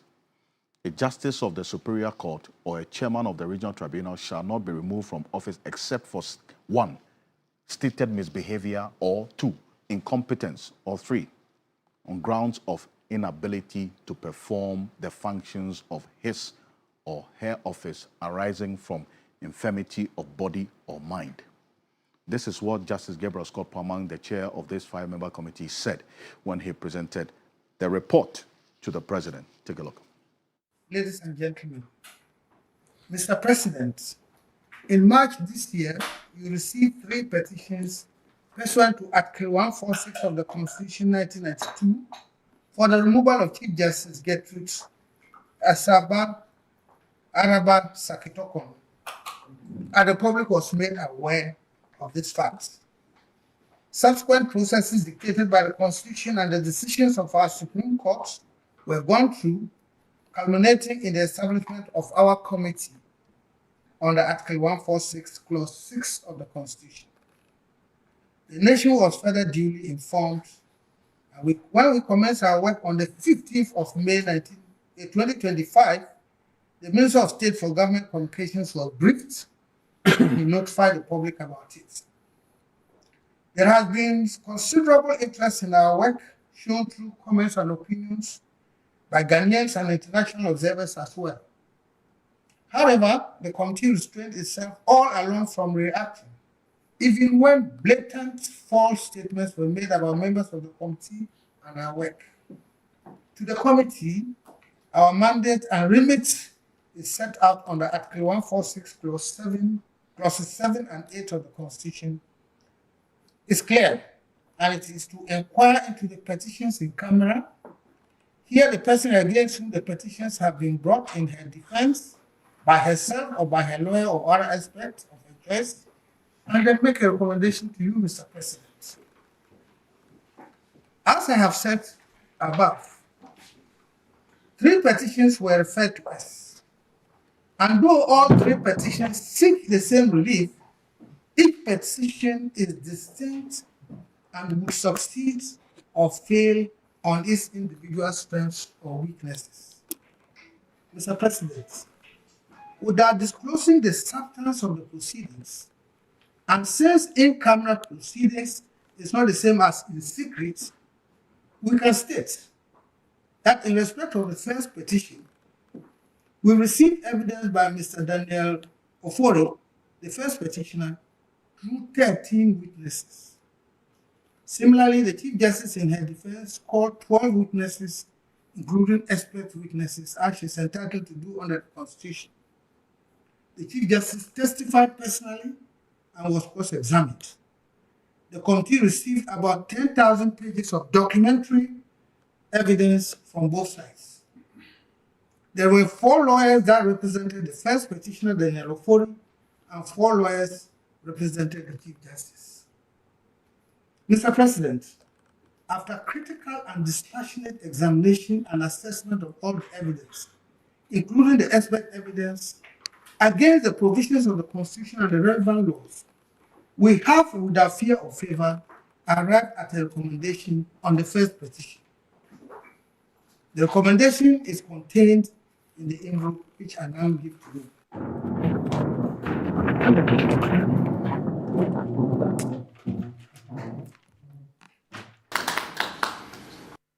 Well, that's Justice Gabriel Scott Pwamang there, who is the chair of this 5-member committee. Now, joining us as well for this conversation is Kweku Ansa Asari. He is former director of the Ghana School of Law and also the director of Mount Crest University College and one of the foremost training institutions for upcoming lawyers in this country. Thank you so much, Mr. Kweku Ansa Asari, for joining us. Good morning. Thank you. It's good to have you there. Now, after this presentation, there's been a number of reactions to it. And gentlemen, if you permit me, the topmost among the many is the statement from the former Chief Justice, who is also a member of the Council of State. Martin Pebu would always say good morning to her, but this morning, the good morning was with some qualification and a caveat to it, that you are not happy with her, but you said good morning to Yes. Yasantua. Yes, well, continue to say good morning. I mean, it's because when a lot of Ghanaians were timid, especially my problem is with Ghanaian men, they couldn't stand up to Akufo-Addo. It took his own relations of Akufo to come out, speak against him on several occasions. So, I mean, we'll forever, maybe someday we have to give her a national award. I understand the last national awards they were doing, her name was in the list. And then when the list went to Akufo-Addo's table, when they returned, her name had disappeared. Okay, so Akufo-Addo apparently wasn't happy. How did you know this? Oh yeah, you know things happen in the grapevine. Yes. Oh, you can check. I understand she was called actually. That yes, this. When the list left that place and went to Akufo-Addo's desk, by the time I returned, her name had disappeared. Okay, so as for what she did, forever we'll be grateful. But it doesn't mean that she's an angel. She can't get it all right. Absolutely. She was Chief Justice. If she was an angel, then I'm sure by now she would have transformed our judiciary to the first world standards. No, she has limitations. Except that if more citizens were like her, you know, we've been crying about getting a critical mass of citizens who are objective, who can stand up and hold government to account without party affiliations. I'm sure we would have made a lot more progress. That's the whole point. That's why I think that we should continue to celebrate her, to get more people to stand up and not do only stomach direction politics. And I'd like us to hear from her what she said in that exclusive interview with my colleague, Joseph Akable.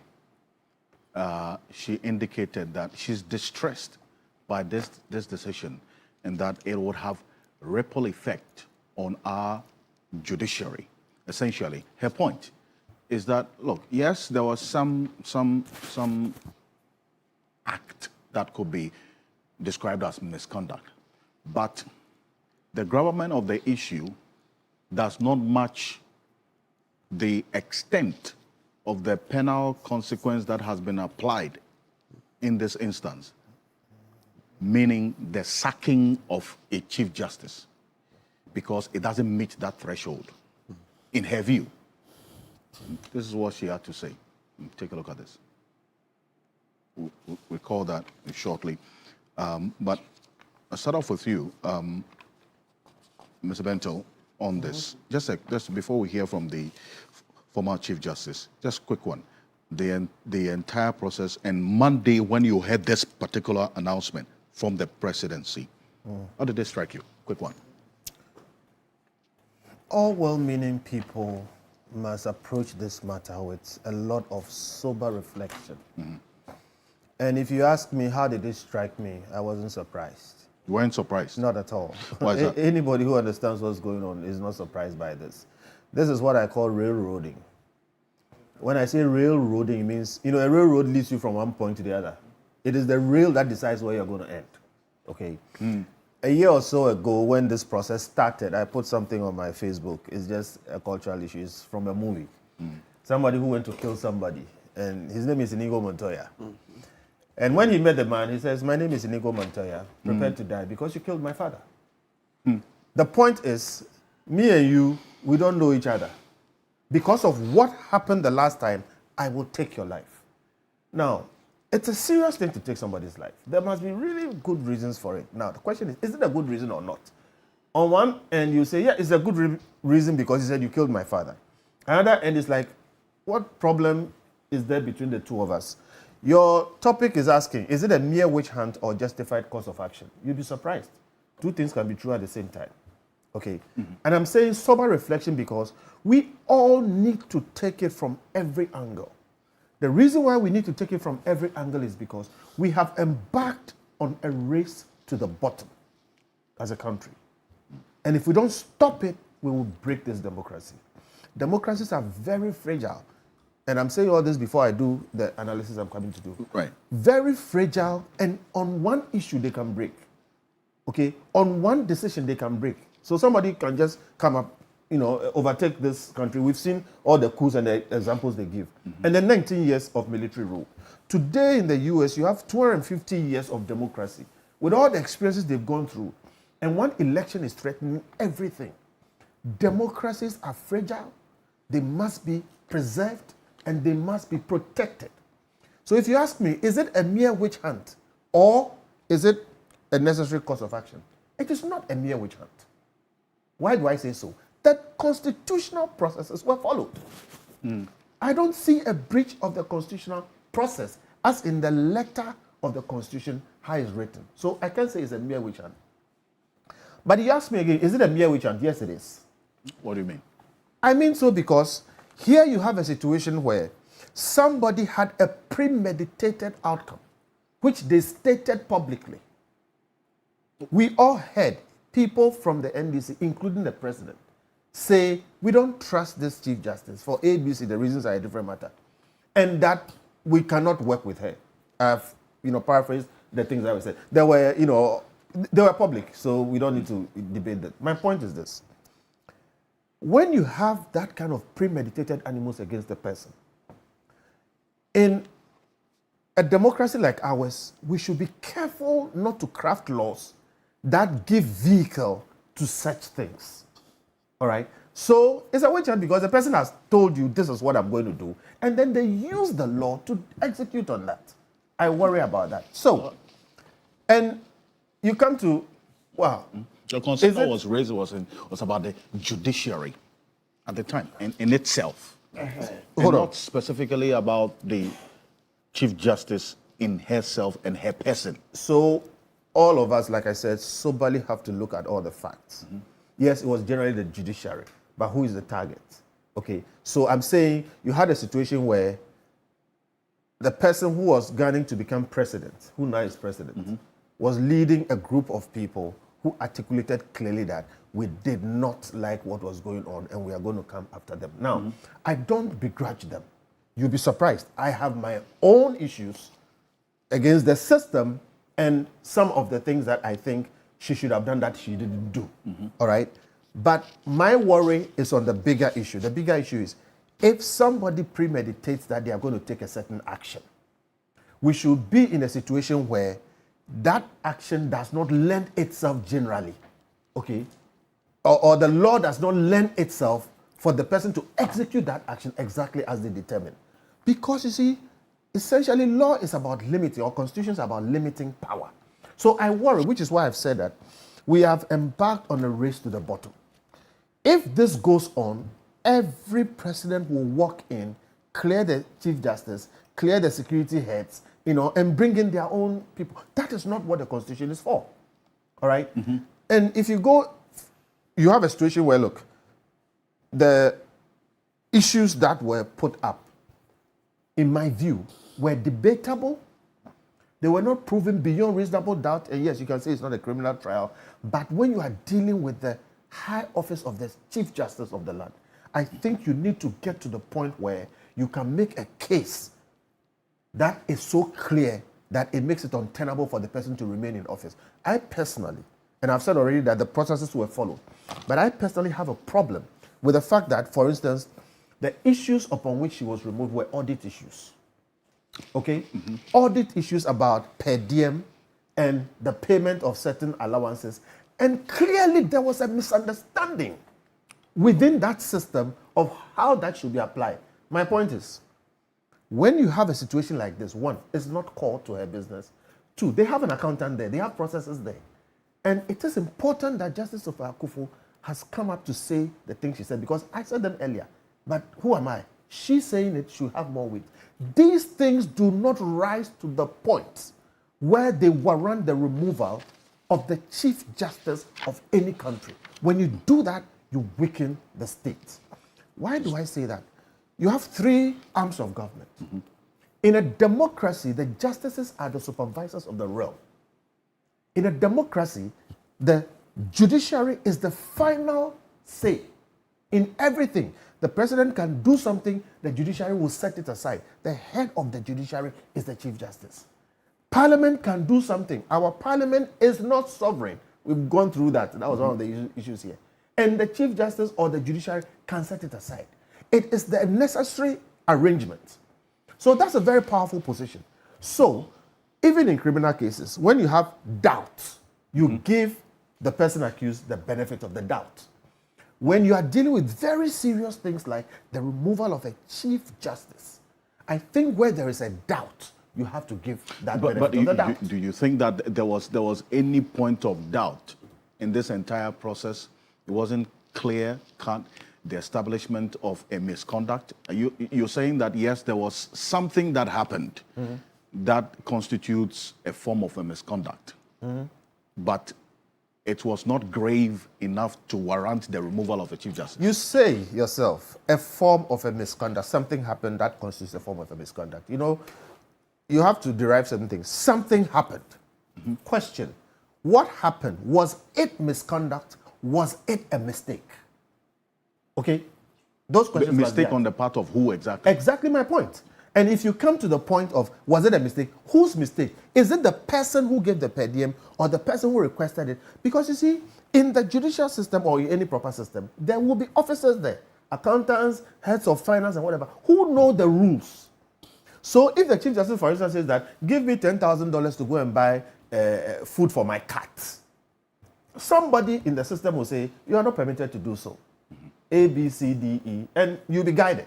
Okay, so I'm saying, this is a judge who has practiced for over 2 decades, earned her place to become the chief judge of this country. All right? Removing that person, whether you like her or not, should not be done lightly.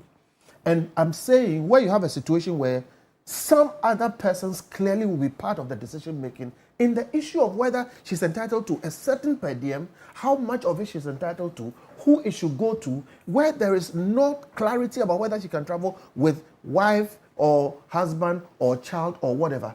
These things are what audits are for. Let me finish. Okay. And when you commit these infractions in a normal situation, and they happen every day, everywhere, okay, when the auditors come, they flag it.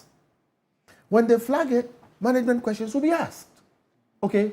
And in most cases, ask the auditors, where such infractions are established, okay, the person who is involved is asked to pay back. My point is, there are many ways of dealing with a thing like this. Okay? So when you say, is it a mere witch hunt? I've said before that they went through the processes. But you ask me, does this rise to the point where you remove a Chief Justice to the point where she loses all entitlements, we all should reflect soberly on these things. Because what happens today will be a measure of what we do tomorrow. And if we continue this race to the bottom, I told you about Idigo Montoya. Yes. Something happened, and that's why this is happening. I was not happy with, sorry, I'm going on, but let me land properly. With the removal of Charlotte Osei, okay, for many reasons. But note something which people forget. Imani, of which I'm senior vice president, has had a running fight with the EC for about 10 years now. So we had our issues there, okay? But again, you have an issue where that principle, those issues, were not necessarily the reasons why somebody was removed. Today, as we speak, we are charged, okay? I want that process to be gone through and a proper position established. Then if somebody is going to be removed, fine. But when you have a situation where politicians jump on it and ride, then you make the law an ass. And then the rich ride it, and it tramples the poor. So look, I can go on, but I think the point I'm making is we all should be very sober in dealing with it, because what goes around comes around. But they talk about the lack of clarity of who she can travel with and so on. I think there's no confusion in that instance, is there? As to who she can travel with and the amount of per diem they can take. There was really no confusion in that instance. And if there is an act that contravenes that process and what she should have done, occupying that high office of Chief Justice and being an example to the judiciary, what should have been the penal consequence? So see, sorry to use the legal terms, but it explains. In criminal law, and this is not criminal law, but we should, we have mens rea. You had a mind to commit the crime. Okay? We should import those principles, even though it's not there. Did the Chief Justice know that I am not supposed to do this and this and this and this, and that she had a mind to steal that money and misappropriate it, and proceeded to do so? Well, the committee says she cannot claim ignorance of the process. So that's the point I'm making. You see? So, like I'm saying, the processes were going through. But the Chief Justice was explaining that what happened was a mistake. That is you are saying she cannot claim ignorance. No, I'm just asking. On the mistake, yes, acknowledge. Yes. On the part of who? And who should bear the burden of the mistake? But that's the point. The point is, okay, assuming that we trust that the Chief Justice of the land was speaking the truth, and therefore she made a mistake. Question, who should have caught that mistake? Because you don't just get up and go and take money. She requisitioned it, somebody approved it, somebody paid it, and then she took it and applied it. So my question is, who should have caught that? Because there's a whole system of accounting. And I'm saying, if nobody caught it, this is what auditors are there for. And in many examples, when you find these kinds of errors and mistakes, you have a management letter, etc. It is established, and the normal thing that is done, okay, except where the person had a mens rea to steal money and she stole it, the normal thing that is done is says, hey, please, this thing was a mistake, you shouldn't have done it, the whole system failed, and that is why this money has gone. Why don't we have Public Accounts Committee? And then you ask the person to pay back, even with penalties, all well and good. I'm saying that office should not go down on some of these things which are non-core to a judge, especially the Chief Justice. Well, on this, because you see, the point that, in fact, it follows on the position that the former Chief Justice took about the gravamen of the issue, how grave this is, and the fact that it is not enough to warrant the decision to remove a Chief Justice. Yes, there's a clear establishment of what Mr. Bento describes as a mistake. Who bears the burden of that? And if we were to use any other means to settle this, would it have served a good example for the judiciary in this instance? Is it a fair treatment as has been dealt the now former Chief Justice? Counsel. Oh, absolutely. It's a fair treatment, all right? Look, let's start this way. Even before we go, 2 quick comments. I've seen a story on City News that says that Ochiribefi says he will not contest. So I believe that with City News being quite a credible station, it means that Ochiribefi will not contest the next election. So that's good, all right? Then number two, so to start this one, Mr. Ocansey, as we speak, and you know, earlier on in the week, I did an interview on this matter. It's on YouTube, okay? True. When I answered Sophia Kufu, our beloved Sophia Kufu, yes, Antua. Please, people are still going to jail for stealing chicken, plantain, cocoyam, goats, etc. Article 17 says that we are all citizens, equality before the law. Let me tell you, this matters that we've been trying to be polite, right? By not calling what the ex-Chief Justice did by its proper names. We've been trying, we've been polite, but the more you get the way Kofi is going, then the more we are tempted to actually call those infractions by their names. Abuse of office. That's corruption, please. Abuse of office? Abuse of office and corruption. That is what those things are. How? Please, look, let's stop. Let's stop this. It's not good because, look, I thought that is very clear. Because of what Justice Tokonu is done, she served the country. You see, we always have to read the mood of the nation. What did you show? 337,000 for per diems and what? For per diems. Look at the audit report. What did he say? The daughter got $10,000. 10,000, Kofi. Who appointed Tokonu's daughter to take $10,000? You know how much, even today, $10,000 is $105,000. I can tell you, check Ghana Statistical Service. Millions of our citizens, not even thousands, millions of our citizens don't earn $10,000 in 12 months. $10,000. So if you bring it to Ghana, it's $105,000. Please, can we divide 105,000 by 12 months? You see. You asked me who appointed her. Who paid that money to her?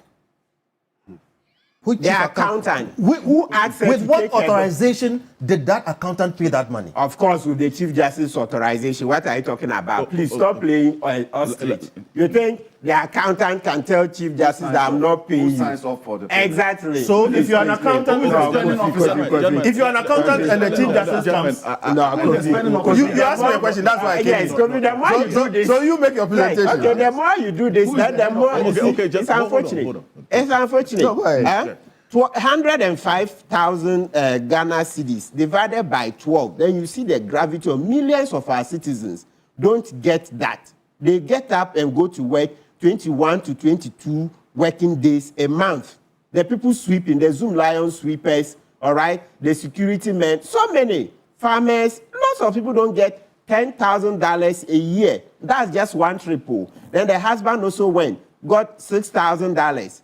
Look at the ticket. We spent about $100,000 on the Edem Amiga, this Tokonu, the lady, the daughter, spent on the husband. Please, let's not trivialize these matters. And that's how come when Justice Sophia Kufu said we are trivializing the office, I said, oh, my beloved Yasantua, did you really say this? Because when you say trivialities, money that a lot of our citizens don't see in a year, okay? 105,000, that's even just one trip. 105,000, that's the one trip. I've not added the husband soon. Now I'm ready. 105,000 divided by 12. Okay, you get 8,750 a month. Check, even Ghana Statistical Service, check. The last time they did somebody can Google it. Even civil service, when you go in there, it's only they said over about 90% of our citizens don't earn 8,000 a month. Please, Kofi, look at it. You keep calling me. Yes, I want to invite you. The money is gone. Martin, and that's not the issue. You said it's not significant. The issue of whether people are making... Look, do you know the kinds of money our leaders spend on tea? Excellent. So that's the issue. The issue is not that it's 8,000 a month. The issue is... We're going to get... I think that point you made... So I'm not coming to that point. And that is where we are making the mistake. We all know. Look, this morning I referenced the Cecilia Dapa cash. Okay? Mustafa Hamid is gone away with 200 here and his bunch. Please, it's an allegation. Oh, yes, so I'm free to mention it. If it says it's false, he should bring his evidence. Qualify. 280 million Ghana cedis. The Mustafa Hamid corruption case. 280 million. Allegations right? Investigated. Yes. No, it's in court. Okay, yes. Yes, it's in court. So I believe it. I believe what the OSP is, so I'm entitled to say so. Right. Listen, let's make that distinction. I haven't said he's guilty. I'm saying from the facts, money is gone. As to whether it constitutes a crime or not, that's for the court. But it doesn't stop me. Yeah, Mr. Ocansey, it's fine. It doesn't stop me from saying the money is gone. Cancel, it's not true. The money is gone. I can use Article 286 to say that, Mr. Fahmi, why and the Amoa and the rest, why did they take that money? Is that their monthly salary? No. Is that their fuel allowance? Is that their entertainment allowance? It is not. So once that money is gone, I can comment on it. I have not said they are guilty of a crime. So, Kofi, yes, we are all bemoaning it. That, look, yes, it's good because that will make the argument stronger. We all know that, look, when ministers travel, you hear unaccountable interest, etc. So I even mentioned in Tuesday's interview that, so we want us to have a full debate, council. That so when our ministers travel, how much do they take? That thing they call unaccountable interest. How much is it? So we know that politicians are chopping our money. So if the Chief Justice also wants to chop some, use the rules. But why you don't use the rules, not that we agree, but what I mean is that once you've gone and to do something and it's against the rules will apply. Look, the thing says that, I don't know what makes it rocket science. The policy, and it was there even during Yas Antwer's time, because when she went to testify, she was asked that when she was there, she was shown the document. It says, when you are going on a private visit, please use the state security, because there's a professional trained for that. State security, that's very clear. Justice Tokono went on 2 private trips and didn't use the state security. One of them, she went with her daughter. The daughter made $10,000, which millions of our citizens don't make the whole year. That's one trip. The next one, she went with the husband, $6,000, right? Which also millions of our citizens don't make. So this is not trivial. Not like what our beloved Yas It's wrong. We are saying it's wrong. Yes, so that is it. Just look. I know people are buzzing my phone with the reference to this Angela Rayner, UK Deputy Prime Minister. She resigned because she failed to pay tax of about $40,000. She resigned. Yesterday, she had to resign. She had to resign. You see, so this thing that we're trying to justify, the more we do it, then it's like, okay, we are not ready for the reset agenda. No. So to be clear, the rules are there, and even when you go, you dig further, there isn't anything like Justice Tokono is not aware. Look, when Sophie Kufu was asked during the proceedings that she see that when a Chief Justice is appointed, there's an appointment letter, and inside that letter, there's per diem for travels, etc. It turns out that what is in the appointment letter is at variance with the policy this very policy that they set up there. Which is very normal. So why would it be at variance? You go into office, viewers, let's go step back this way. Yeah, and you know we are saying that the president in our next constitution should not choose Chief Justice, Supreme Court Justice, etc. We started making you want that power taken from the president? Yes, it should be taken. Article 144 clause, let's just say 144 should go. The power of the president to appoint High Court judges, Court of Appeal judges, Supreme Court judges. No, let's do an independent judicial council, not the type in Article 153. Specifically, I mean, over there, when you go there, you see that the president controls at least seven appointees on the Judicial Council directly. He appoints 4, appoints an Attorney General 5, the police representative 6. The police representative will listen to the president. The army representative will listen to the president because the president is the commander-in-chief. So about 7 persons on the Judicial Council are not independent. They are not independent, even some of the judges to some extent, because the judges are also appointed by the president. So the Judicial Council is not fit for purpose. So we change the Judicial Council, then we also take away the powers of the president to appoint judges in Article 144, right? So we do this, then we get more independent justices. So the point, and not just you, of course, we are making the point. So you see that there's an appointment letter, a Chief Justice is appointed, there's an appointment letter, and it mentions what are the per diems, etc. You come into office, then you set up a different policy. Now, so ipso facto, we are already in the realms of illegality. If you think the president should not be giving you terms and conditions of appointment, say so, fight it, that I'm not taking this letter. But you don't take the letter of appointment, then go into office and go and do something different. Because the letter of appointment is a contract. Once you accepted it, it's binding until it's been set aside. So if you go and do something else in office, it's an illegality. So in cross-examination, Yasantua was asked, do you see that the per diem stated in the letter of appointment is different from the per diem in this very policy? She says, yes. Yasantua was asked in cross-examination, when you're going on, that one, page 22, when a Chief Justice is going on a private visit, private trip, the Chief Justice must go with a security. She said yes, she agreed. So the question is that once Justice Tokonu went with her family relations on private visits, isn't it a breach? It's clear beyond that. This is what in law we call no further inquiry. No further inquiry. The thing is as plain as white. This is open and shut. Open and shut. And yet today we are being told that there's not enough evidence has been adduced, it's not clear, etc. No. And let's shift. You see, these matters we are talking about, they didn't start today. When it comes to what constitutes stated misbehavior, look, as far back as 2006, in the Ejechum case, listen what the Supreme Court said. When it comes to the transfer of the judges, it says, this is that a ban, and Justice Sofer Ekufu, Yasantua concurred, what I'm about to read, Sofer Ekufu concurred, Wood CJ concurred. She said even though she concurred, then she has over time been reflecting on that particular Frank Ejechum case, and she's seen the flaws in the position that she took, and reason why she thinks that there has to be some reforms in Article 146 specific to the process of the removal of the Chief Justice. And because, Marty, you keep mentioning me, nobody is justifying what has happened. I have a mountain of problems with the kind of profligacy in Article 71 appointees. The kind of monies they spend there for all kinds of things. Excellent. So I'm not justifying it. Yes. What I'm saying is, whichever side you are on, we need to be very sober about this. And you see what Ocansey just said. I think we need an Article 296 application to 146. There must be even further clarification. You know, in other places they call it high crimes and misdemeanors. It is intentionally left vague. High crimes are like murder. A misdemeanor could be a traffic offense.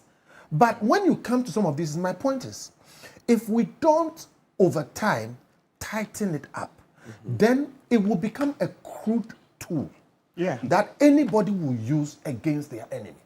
And I think we are getting there. Oh, that one we all agree. We are not justifying this. Yes, we all agree. I'm saying we need to be very sober about this. That is why we are saying that. Because we've seen Charlotte, we've not seen this one, we will see others. Yes, and that's why we are saying that in the new constitution, Article 144, the president's powers under Article 144 must go so that there will be a more independent judiciary. His powers under Article 153 must also go so that we get a more independent judicial council. We started making this. I joined you. You see what I wrote about that? Yes, I agree. He said, So let's read a bit to show what the Supreme Court says is stated misbehavior. At page 775, this is what that bar says.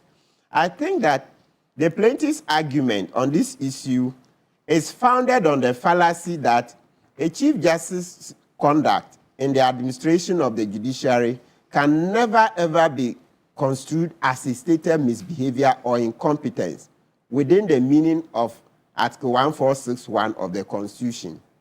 Other justices of the Superior Courts also have administrative responsibilities, such as the supervising High Court judge or judges representing the judiciary on the General Legal Council.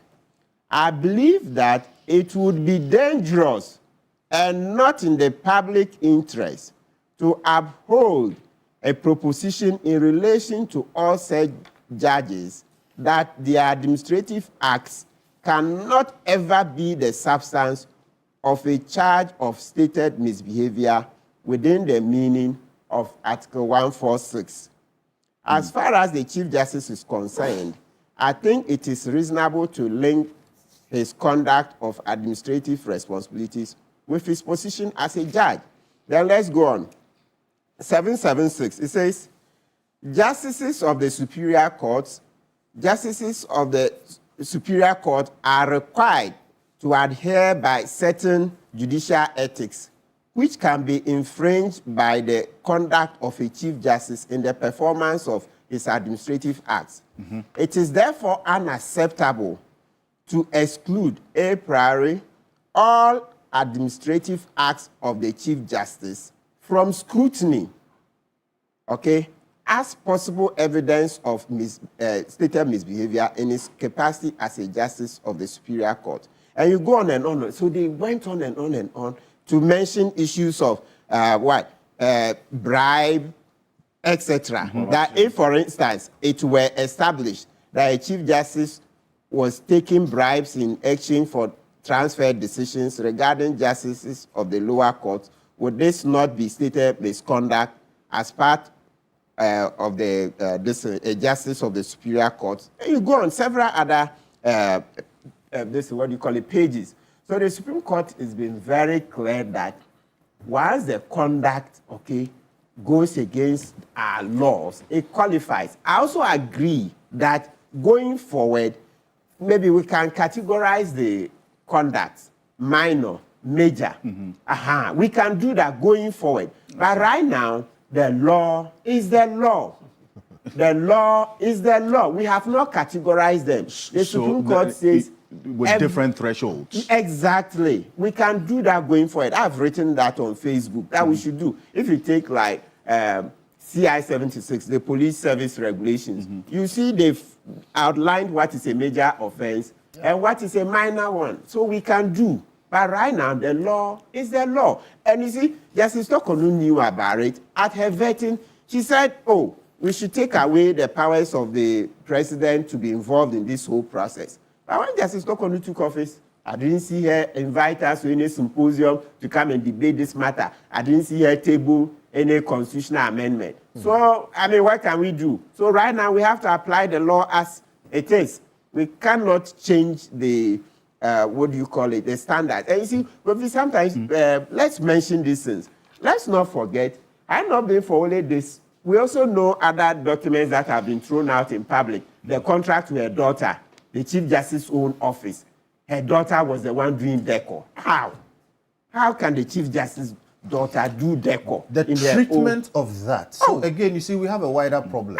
My issue is that when you leave some of these things... A quick intervention, consider let's move on. Yes, no. It has to be quick. Yeah, so I'm saying you are just importing other things in. Oh, it's in public, it's been published. Yeah, the but contract to her daughter. I agree. The treatment of that is the issue. No, I'm saying that. Okay, and it's not an isolated matter. So we need a holistic dealing with this matter. My worry is that you leave all of these things in a certain discretion way. Now, the framers of the Constitution did not intend that Article 146 will be used this way. Oh, no, these are very serious. No. These are serious. You are not getting me. You are corruption and abuse. You are not understanding me. This corruption and abuse of office. You need to understand me. Gentlemen, hold on. Okay. Using public office for private gain. That's corruption. Okay, so I want Lawyer Matibebo, you conclude the point, because the point you're about starting the mental is a substantive one. You are now getting into the intent and the mindset of the framers of the Constitution. We're not sharing their intentions. It's another point that we're going to get into as to whether really that was the intention of the framers of the Constitution, specific to Article 146. You say that the application now is not what was the intention of the framers specific to Article 146. I believe. Why is that? Quickly. Given that the office of the Chief Justice is such a high office, and they are the supervisors of the realm, 146 is there to make sure that a person who definitely by their conduct or whatever does not merit that office will not remain there.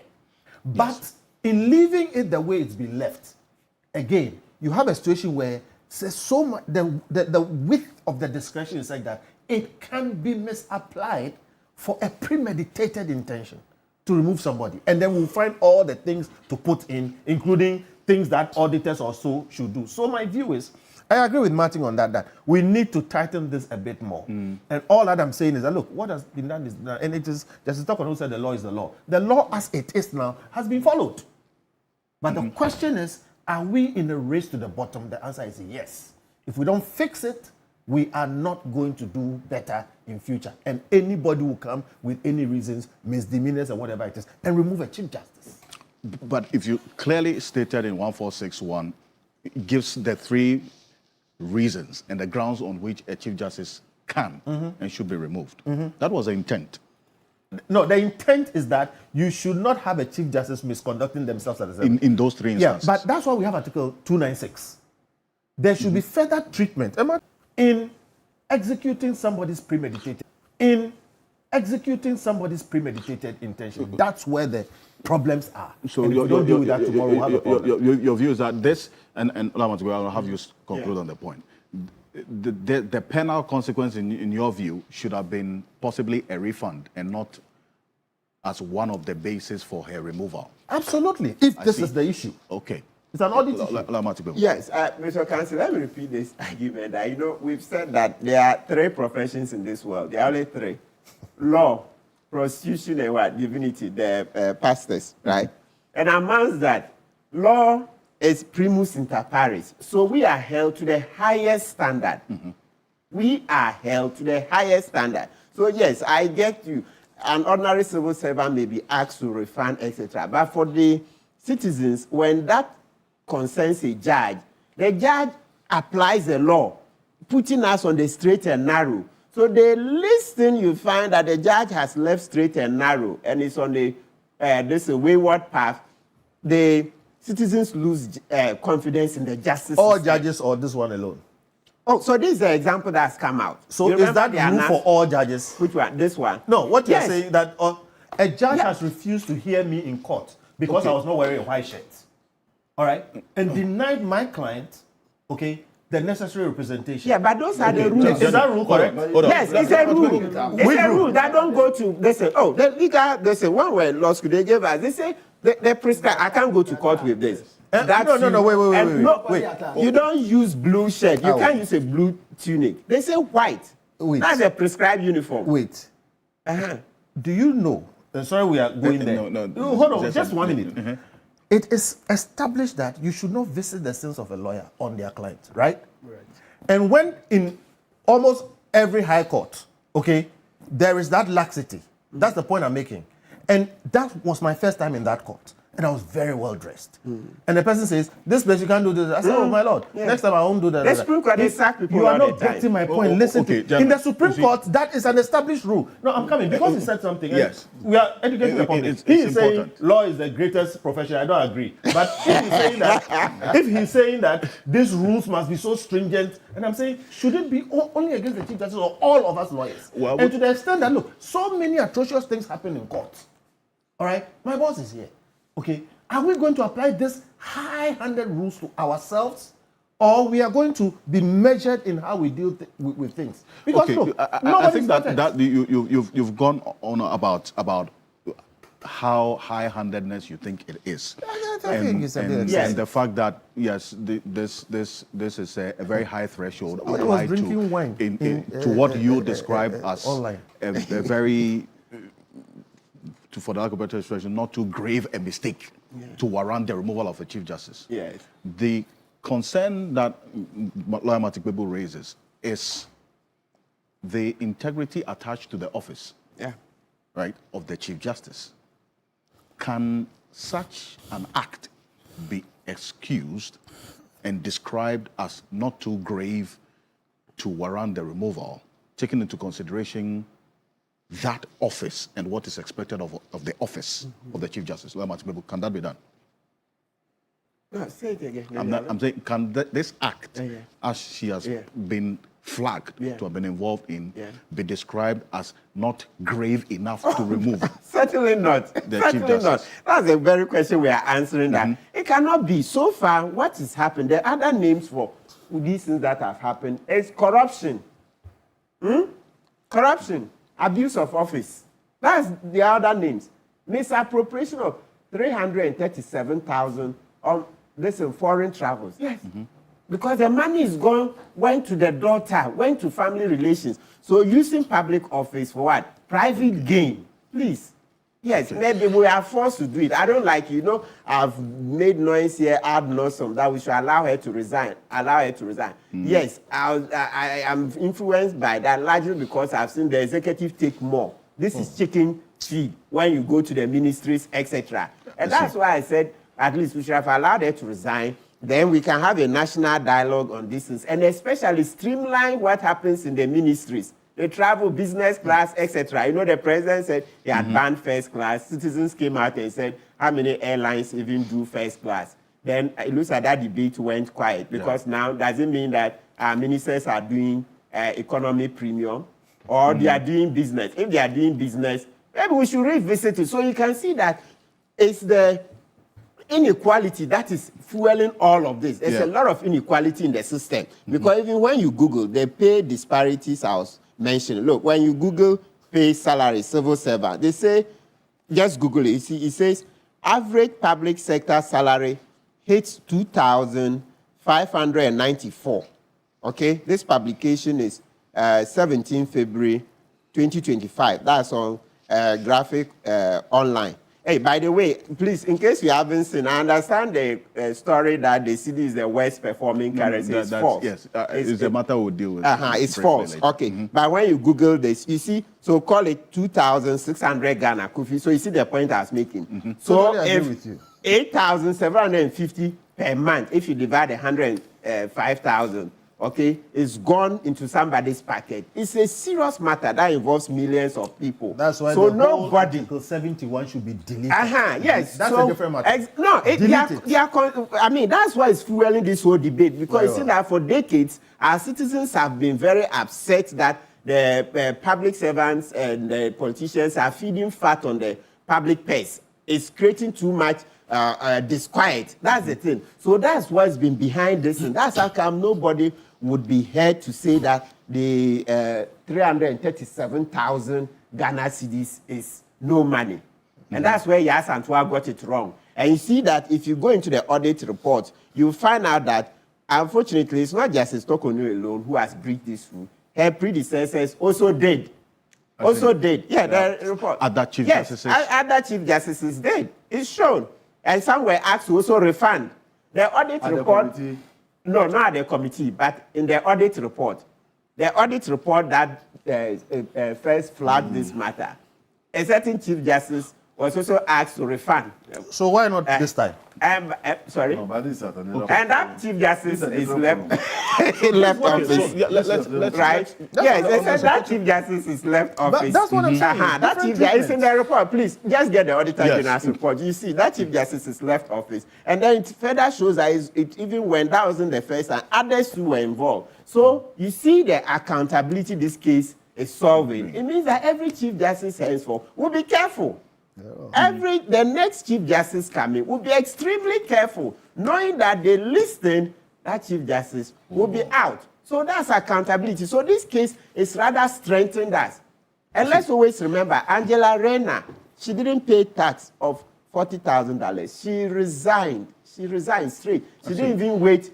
She even referred herself, Deputy Prime Minister. She referred herself to the Ethics Committee, the Ethics Advisor. And then when the advisor came out and said, yes, you didn't intentionally evade the tax, but you've broken the rule. Out of the door. And here we are dragging it and saying which hunting, yes. Public in the executive, they are spending our money rough, right? Or got the chopper nyafu. So let's solve that one too separately. But we can't say because when you go to the executive, they're able to get unaccountable impress and they are chopping the money rough. Then even where the rule is very clear, we should just sweep that under the carpet. No. But what, is there any confusion, really, and lack of clarity about who the former Chief Justice could travel with and how much per diem could be? There's no confusion at all. The thing says, the policy, it says that when you are going on official trips, that one, you can go with your relation, okay? The spouse, the daughter, yes. But when it is a private trip, go with the state-appointed security. It's obvious. When it's an official trip, when you go there, they provide security. Provide security. But when you're on a private visit, they don't provide security. So use the state. The state pays for the security. Okay, but this is what she said about that proposal you made. And Sarah, I come to you and then Lawyer Martin, Lawyer Abraham Amaleba. On the proposal of she resigning earlier, she responded to this. Yes. That, look, She it couldn't. wasn't on the table. It was for close. This is what she said. Take a look. Yeah. While Article 146 proceedings are being conducted to remove a judge, is not an option any judge or public official can even have. There is a decided case on the matter by the Supreme Court. The suit number is J6/02/2019. Again, no one has the authority to walk away from proceedings started by the state. Judgment can be entered against you because you fail to defend yourself. And a judge who resigns or retires would still lose all entitlements that they have worked for because they failed to defend the claims and resigned or retired while the proceedings were still going on. That was a concern, Amachibebo, that if she had taken that option that you proposed, she would have lost all her entitlements. But then again, with this that has happened, she still would face that same consequence of losing her entitlements, correct? Yes. With the removal. Yeah. She will lose all her entitlements. Yes, she's lost. She's lost all her entitlement because of the stated misbehavior. But you see, if she had resigned, what I was saying was that not just resignation, and thank you, Senior Kweku and Asare is here. We hold the same opinion. If we had allowed the resignation, what I was saying was that, you see, elderly statesmen could have come together and prevailed on President Mahama to say, look, let's accept a resignation because she's worked hard. And we all know that, yes, this money is chicken change compared to what the executive do to us. We're here when the Akufo-Addo was flying in the sky, bathing in the sky, Sewa Broni, etc. Right? Ministers, look at Cecilia Dapa's money. Yes, so when you analyze it from the rot in the public sector, this is certainly chicken change. That's how come I kept saying, no, let her resign. But she didn't ask for it publicly, for people to step in, right? Yeah, she didn't work hard at it. But as for the committee case, it was clear that she was going to lose because there was nothing she could do to win a case. The thing says when you're going on a private visit, go with the state security. Simple question. When she went to Tanzania, did the policeman go with her? No. This one, what further evidence? Okay. What further? I need to. I'm going to. Right. Let me just. It's important to say it wasn't open to her. No. It could have been done. It could have been done. Okay. If we had all against the law. Hold on. Oh, it could have been done. That's right. So you see, the point is clear about what Kofi Bento takes a path that he's not justifying what has happened. There's wrong that has been done. How the wrong is to be remedied, or who should carry the burden of that wrong, is one question that he raises as to, yes, even if it was the request of the former Chief Justice to have been paid a certain amount, who was to dispense that amount, even if it was captured in a particular policy, one. And secondly, the fact that this penal consequence is too grave to warrant, really, this particular sacking that we have seen. I want to find out from you if this sacking is a consequence that matches the offense that has been established of stated misbehavior in this instance. Thank you. I think the law is the law.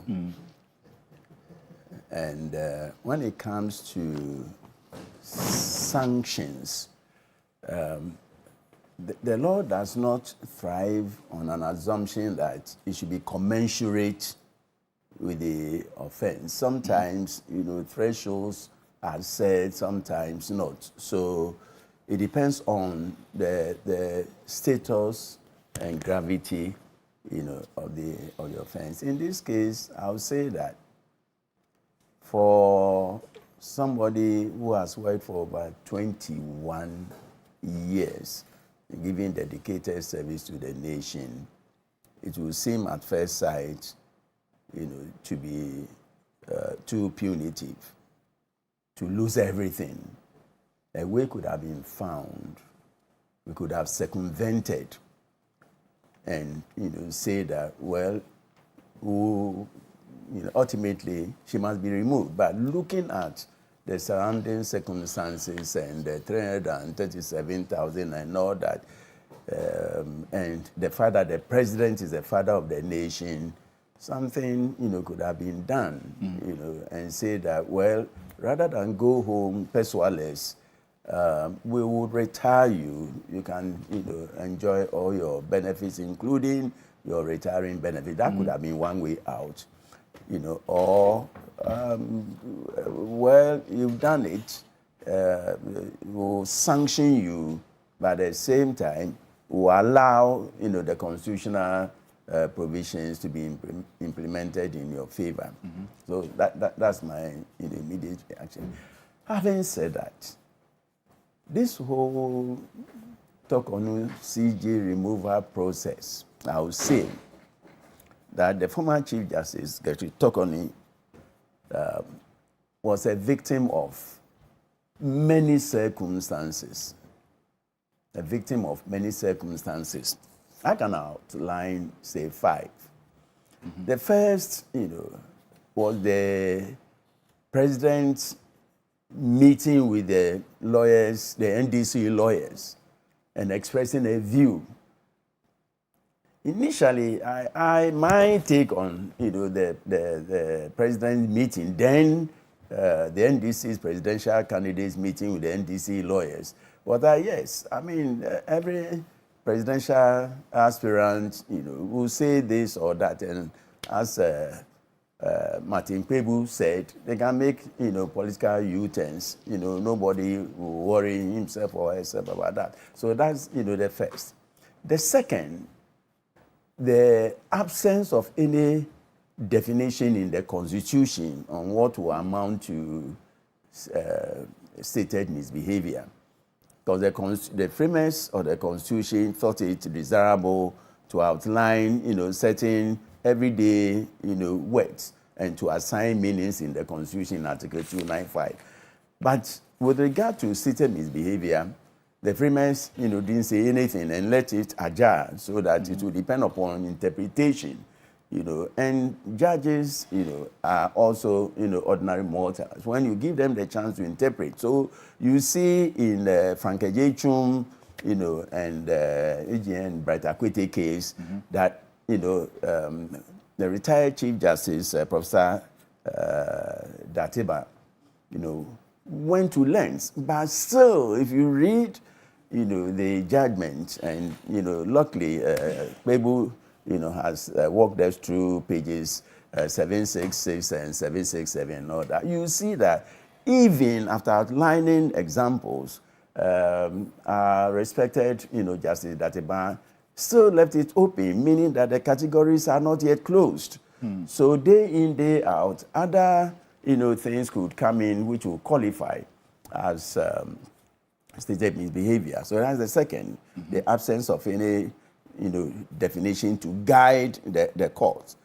The third, self-induced, was the nomination and subsequent appointment of Gertrude Tokonu, out of 10 by the former president, which, was severely criticized, but the former president, didn't heed, any call to take a second look at that. For me, that was a catalyst, There were other senior persons? Sure. Than her. Taken out of 10. Then the fourth circumstance of accident, the fetish that we are making of our precedents. So the Frankejechum stood guard over any remedial measure, favorable measure, for Tokonu. Stood guard because the Frankejechum thing has interpreted Article 146 holistically in accordance with the canons of interpretation, that in interpreting or construing a provision in the statute, you do so, so as to make a consistent meaning by looking at the entire. So you don't merely look at Article 146, 6 to 11 in relation to the removal of the Chief Justice, but you also go backward to Article 146, Clause 1, which will provide guidance on stated misbehavior. This is, what has caught up, with this whole saga of total loss. If in Frank J. Chum, the Supreme Court, had said, look, we notice first and foremost that a Chief Justice can only be a Chief Justice, if he has served a certain number and being appointed from amongst, the justices of the Supreme Court. The question is, what if the Chief Justice is not coming from the bench? Would Article 146.1 apply to such a person? Because the person, wouldn't in the first place have been a justice of the Superior Court upon elevation, to the high office of, Chief Justice. So the Supreme Court in Frank J. Chum, I think missed the point when they put the two together and said, by parity of reasoning, since, you can only be a Chief Justice, if you are a justice of the Superior Court, and therefore whatever affects, your position or status of Chief Justice, must relate back to your status as a justice of the Supreme Court. This is where the harm is. It's a misconception because Article 146, Clause 9 refers to in each case. So the Supreme Court should have segregated that you may be a justice of, the Supreme Court. If we are looking at your exercise as a CJ, yes, Article 146.1 says stated misbehavior, of a justice of the Supreme Court. Therefore, we would, divide into two, limit ourselves to justices of the Supreme Court, and then limit ourselves to the CJ who is being removed.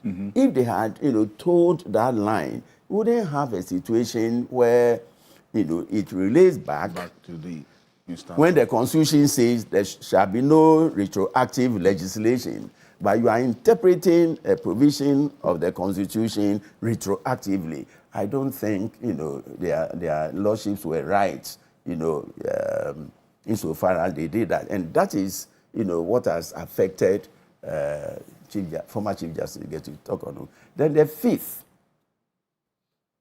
self-induced.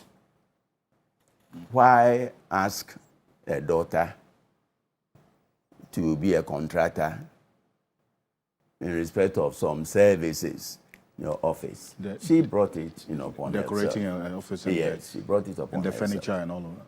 Yes.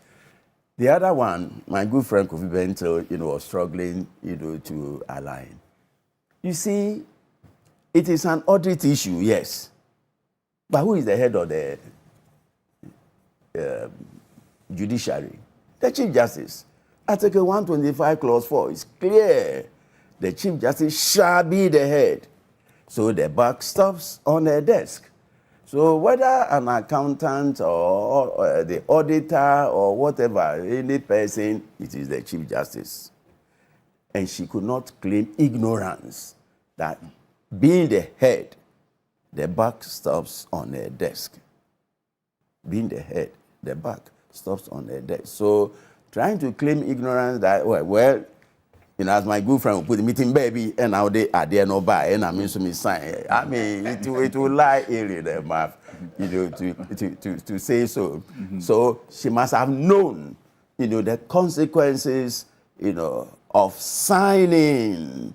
But after all, who approves and who disapproves? It is the Chief Justice. But the most serious of the stated misbehavior, from my point of view, was the attempt on her part to use a certain provision of the Civil Service Act to recommend the appointment of, some 5 persons as justices. That constituted judicial misconduct. So that's more, it's serious, more than the misappropriation of this. Judicial misconduct. See, if you look at the Judicial Service Act 2020, Act 1057, as chairperson of the Judicial Council, she has the following powers. I'm reading Section 7. That's stated misbehavior. It is. Stated misbehavior. So, members of the service and vacancy. Where there is a vacancy, that's Section 7, I'm quoting. Where there's a vacancy, A, under paragraph H, under paragraph B of subsection 3, or subsection 4, or subsection 2 of section 9, or B, as a result of a declaration under subsection 6, or C, by reason of the death of a member, the Chief Justice shall notify the President of the vacancy, and the President shall, in respect of a person who is appointed by the President under paragraph N of section 5, appoint a person to fill the vacancy. Unquote. She was trying to lift this particular provision, and under this, wrote a letter to the President, listing 5 persons. And when I looked at it, and Article 144, I felt, it amounted to judicial dishonesty. And for that, I was on air, that, she should be reprimanded.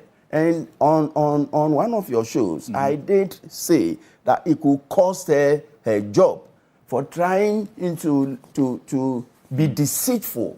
For me, that could have, and Kwekwazan, read into it and quickly. That's what was coming to, because this particular one was captured in Professor Stephen Kwekwaza's petition, which was thrown out by the former president, Nana Donakwa Akufo-Addo, that it didn't constitute any grounds whatsoever for any misconduct. But this same concern has found favor in the sight of another it's very committee. Serious. Very serious. It meant that she was trying to procure the elevation of those 5 justices by fraud. And fraud vitiates everything. As a Chief Justice, she had, subscribed to the oath, to act in accordance with the Constitution. Why try to use, a provision not in the Constitution as a basis for appointment of, persons to the Supreme Court?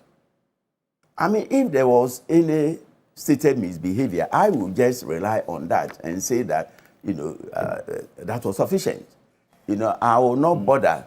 But because, Kofi says that the 337 or this thing, I want to, tell Kofi, you see, if you admit to some infraction, and so by which they say, refund the high office of Chief Justice, it is not kitikiti. And the Martin, refers to our good friend, Yas Antoa. Former Chief Justice Ofer Kufu would always, usefully remind everyone, especially, law students going to take their entrance exam, that when you take the exam and the pass mark is 50, and you had 49, 0.9, now can say kitikiti in 50, and kitikiti in law doesn't exist. You either had a 50 or you didn't have a 50. So there's nothing like a kitikiti. Therefore, 337,000 will sound kitikiti and grating to the ear of civic-minded person. But the law is the law. Whether it is kitikiti or did she do what was in consonance with the Constitution? No. So she had contravened the Constitution. She had contravened the provisions of the Judicial Service Act. And she wears two hats, the hat of the judiciary and the hat of the judicial service. And both she contravened. So for me, I mean, it was, the committee was right. But we could also deal with the issue of retiring benefits, with some human face. Is it, equitable that she should go home pursueless? Does the president have the power? And the president has, gargantuan powers under Article 72 of the Constitution going to the clemency. So, I mean, the president has all that. Where I will fault the president is that he acted too swiftly when the report was submitted and he received it. As, our sages will put it, he could have, taken it home to sleep over it and obtain some advice from his pillow. I'm quite sure that, something better than what has happened could have come out of that. But not too long after, receiving the report, that is where I think, as father of the nation, he can take a second look at the decision. But could he, because the specific dictates of the Constitution, Article 1469 specifically prescribes the action of the president after receipt of the report of the committee. He is bound to act. Could he have done any differently? You see, that's why I said fetish. We become so fetish, that we cannot even wriggle ourselves out, of some quagmires. If you look at Article 146.11, Article 146.11, I believe that... let's put that on the screen. 146.11 gives... the president also could have done otherwise. That 146.11 states, and I quote, the president may at any time revoke a suspension under this article. So, before reception of the report of the committee, knowing that this has happened, we're always on there suggesting that, look, let the Council of State members, let the Judicial Council... Specific about the suspension, yes. This is what I'm saying. Let, the sages, let them meet, with the president and, Justice, former Justice, Chief Justice Tokono, in chambers, and then try to, water down some of these things before the reception of the report, so they will know exactly, because he had the power to lift. Now, if he lifted it, then it means that he would have made the committee's work redundant, isn't it? Well, yes. So, but at the point of the committee submitting the report, this particular recommendation you make has already passed. Sure, that's what I'm saying. Yes. So if they had met, who says that if they had met, they couldn't, have worked something out? Right. They could have done it, but it was not done.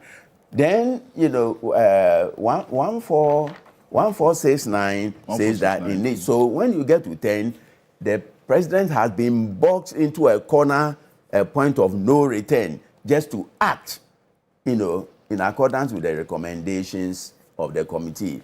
So it is not a right for the president, whether he has a right or... It's not just a right, but it's also an obligation to act in accordance with the recommendation of, the committee, that probed the CJ. So we've given to ourselves a constitution, that has become unfriendly. And then, we are also bound by Article 1294, that whatever the Supreme Court, says, therefore, the Supreme Court previous decisions on this issue, have become sacrosanct. So again, we cannot box ourselves out of it. So the way forward is for the entire nation.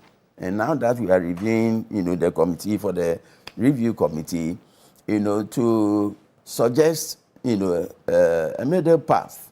When it happens that way, what path may the president chart? Okay.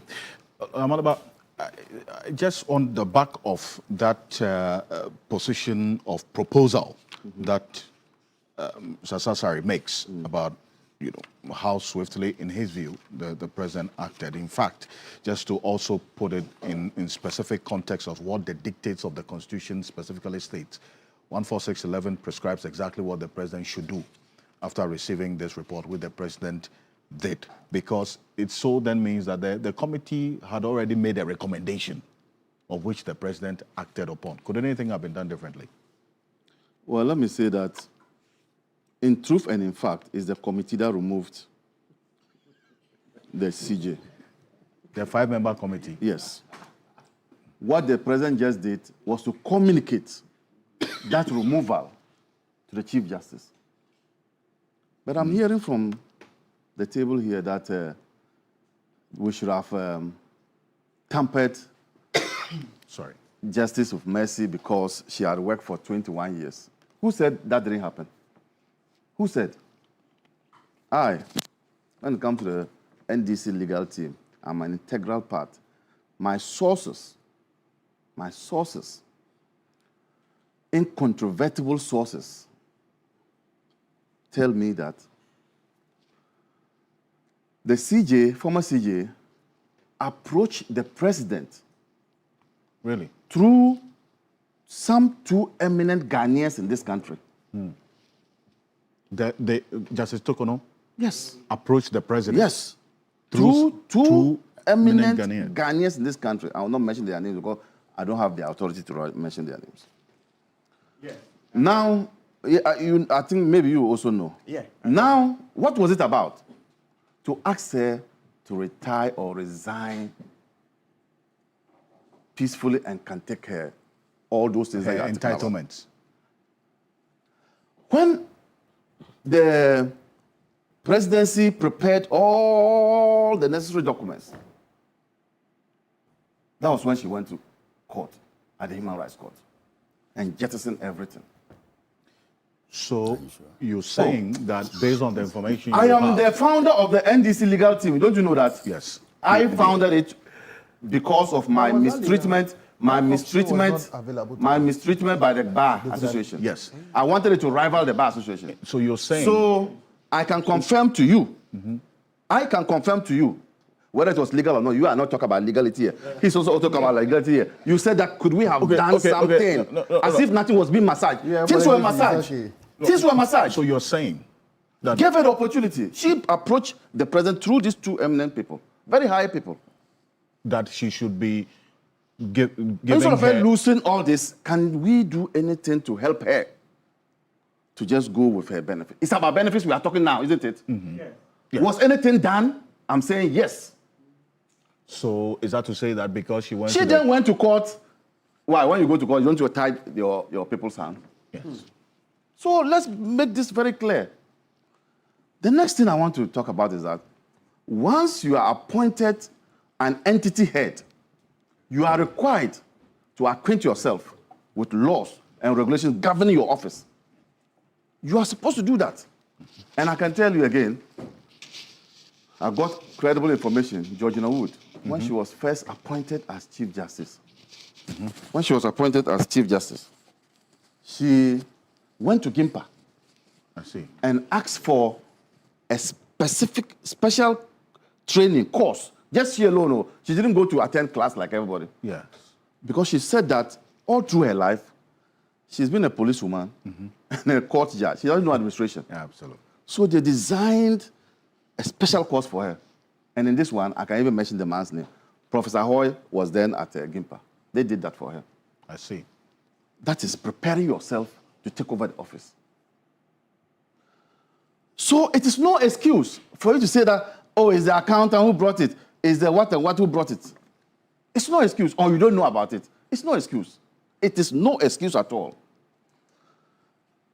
I am of the view that because Article 17 talks about equality before the law, we shouldn't be making exceptions for some office holders. We shouldn't be making exceptions for people. Why is it that some people think that if a certain political persuasion applies Article 146, it's good? But if another political persuasion applies Article 146, it's not good. Where is that coming from? Where is that coming from? Charlotte Osel, Loretta Lamte suffered under this same Article 146. And indeed, as a judge, and Martin has said it, the bar is raised much higher than these other people we are talking about. Because this Chief Justice would have presided over some of these things in her line of duty as a judge. Some of these malfeasance. She would have presided over them. True. So if today she's been faced with that, look, there were other things like a committee she set up to deal with an ICT director. That committee recommended a reinstatement of the ICT director. She disregarded it. I think they were talking about dismissal of judicial staff. She disregarded it. Send the ICT director, deputy to Tamale, to be in charge of bailiffs. Yeah, you know that. It's in the report. To be in charge of bailiffs. So a man trained as this ICT specialist is the deputy director and transferred because she didn't like the results or the recommendation. The recommendation of the committee. So you see, the sins of Tokono are so pronounced that what we should be doing as a nation is asking ourselves these questions. What lessons can we learn from her predicament? That is what I think we should be doing. You say her sins are pronounced? So pronounced. Look at the committee's work. Well, but the likes of Kofi Bentel and the former CJ, Sophia Akufo say, they are not grave. The gravamen of it is not that much to warrant the penal consequence of her removal. Good. Let me ask a rhetorical question. Paying per diem to your husband when she's not entitled, paying per diem to your daughter which is not entitled, is behavior we should promote. So you should ask it to refund. I'm saying that we should promote it. We should all be doing it. I'm also at DVLA, National Road Safety. Should I be paying money to my daughters and my wife? Is that why you are telling me? Nobody said that. Yes. And nobody said that. That behavior is totally unacceptable. And in some countries, don't we see people going to jail because of some of these things? Haven't we heard in Singapore, a minister was given a watch. And what happened to the minister? Why do we always want to lower the bar for some of our people in this country? Why? When the former president, now president, met the NDC lawyers and talked about judicial reforms, he never spoke about removing the Chief Justice. Indeed, that comment came on the back of several rulings from the Supreme Court, which didn't sit well with most Ghanaians. Take the birth certificate thing. Take the Afenyo Marking ruling. Take the ruling that said that if you are presiding, you cannot vote. So after you preside, then you go and queue again and vote. All these Ghanaians spoke about. So that is where the comment emanated from. But was not about a Chief Justice. Was it the president who asked, what's the name of that woman? I'm told he's even an MPP man. Oh, who? The one who's this thing got the favor. The one who's petitioned. Daniel Ford. He's more lean to the MPP. I don't you don't know about that. You won't know because you're a journalist. So he's more lean. That's not your area. That's not your area. So I can forgive you. So he's more lean. But you know because I know, yes. So he's more leaning towards the MPP. Was it the president? And I'm told he's a well-to-do person. Yeah. Yes. So, such a person, how can the president, railroad him to leave his business enterprises, follow money, do business, and come with variety petitions? If not that, it is something that bothers him. So, I am of the view that what is happening now is a clear case for future chief justices to begin. And this is not one of the things you say that it's an attack on the judiciary. No. This is not an attack on the judiciary. An attack on the judiciary is when, by this time, judges' houses would have been cordoned off.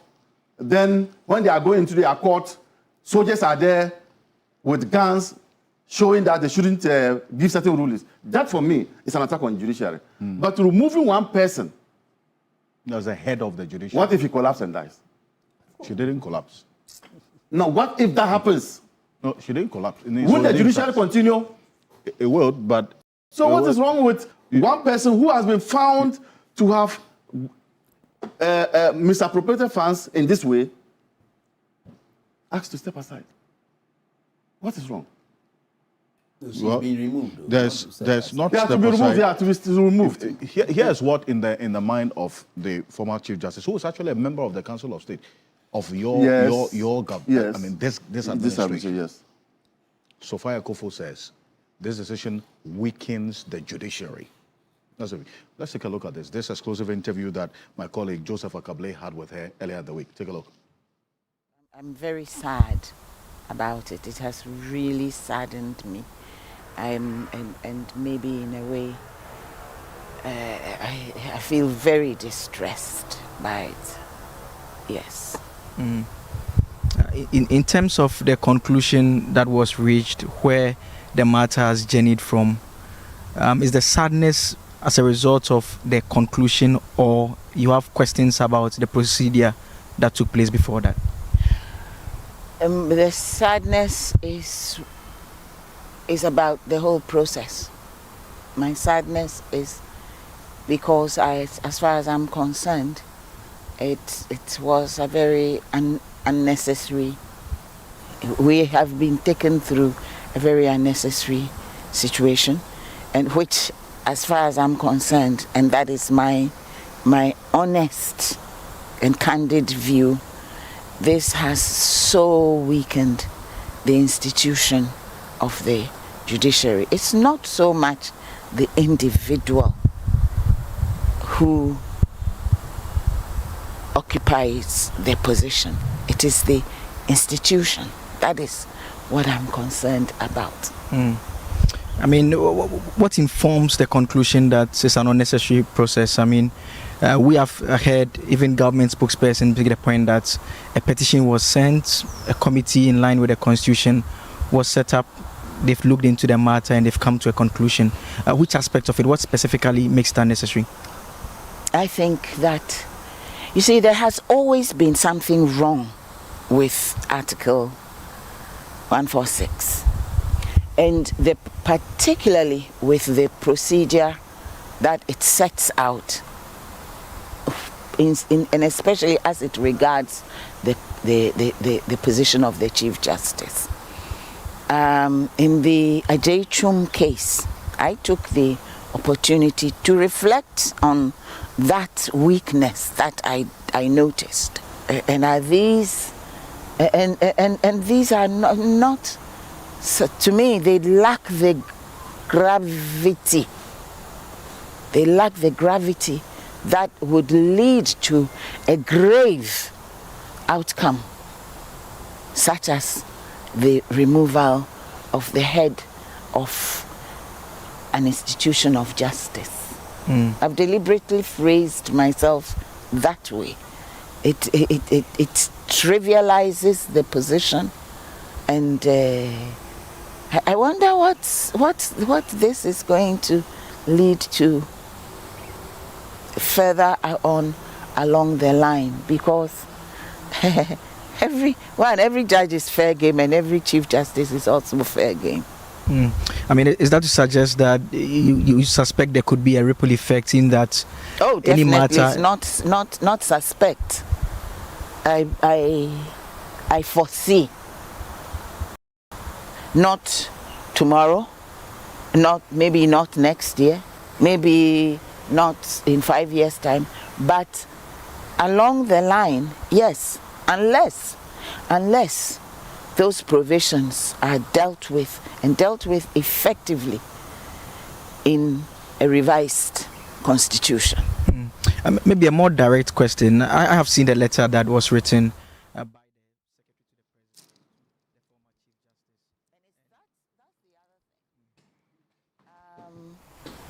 a warrant, a person holding a presidential warrant. That's what the position is. You become Chief Justice because you have received a presidential warrant. You can receive all kinds of letters that you are hereby appointed, but if you don't have that warrant, does that make you Chief Justice? Yeah, okay. So that's the former Chief Justice of the Republic of Ghana, a member of the Council of State of His Excellency the President John Dramani Mahama, Sophia Akufo, in that exclusive interview with my colleague Joseph Akable earlier in the week. Maliba says this has weakened the judiciary. It was an unnecessary process. In fact, this decision to remove her lacks the gravity, really, of an offense that should warrant such a penal consequence. You know, the former Chief Justice was the one who presided over the prima facie determination of Charlotte Osei. You know that? Yes. So it was okay for Charlotte Osei to be removed on procurement breaches, which is not related to her work as an electoral commissioner. But today, she is saying that breaches such as this are not enough to remove the Chief Justice. And that's what I'm talking about, the way and manner in which we try to elevate judges above all else. If it was good for Charlotte Osei, it should be good for Justice Tokono. In any case, for me, what will amount to an attack on the judiciary is when government passes laws that will reverse rulings of the court. That, for me, amounts to that. Or government decides to withdraw funding to the judiciary and crippling it financially. That, for me, is the attack. The framers of this constitution did not put Article 146 in the constitution for aesthetic purposes or for decorative purposes. It intended that one day a judge would misbehave. And Ajay has dealt with what amounts to stated misbehavior. I cannot see how we can allow a Chief Justice to continue to be in office whose penchant is to be giving contracts to his family members, give unauthorized per diem to his family members, and nobody sees anything wrong with this and says that we should allow it to continue. Would that be extended to me, the Director General of National Road Safety, to pay my daughters, to give them per diem? Will that have been acceptable? If it's not acceptable, it is not acceptable for her. And I don't see how anybody can look at this and say it amounts to executive interference in the work of the judiciary. I cannot see that. Are we therefore saying that it is a clean check for Supreme Court judges or Chief Justices to do what they want, because when you touch them, you touch the anointed? Is that what we are saying? Why? There are other Supreme Court judges in the Supreme Court. Now that nothing has come about them, who has spoken about them? Who has deliberately gone into their work and want to victimize them? It's unfortunate that this has come upon herself. And all excuses that she's given are unfounded. To say that I am there, then they come and give me a check and I sign. It's not what an entity head should be doing.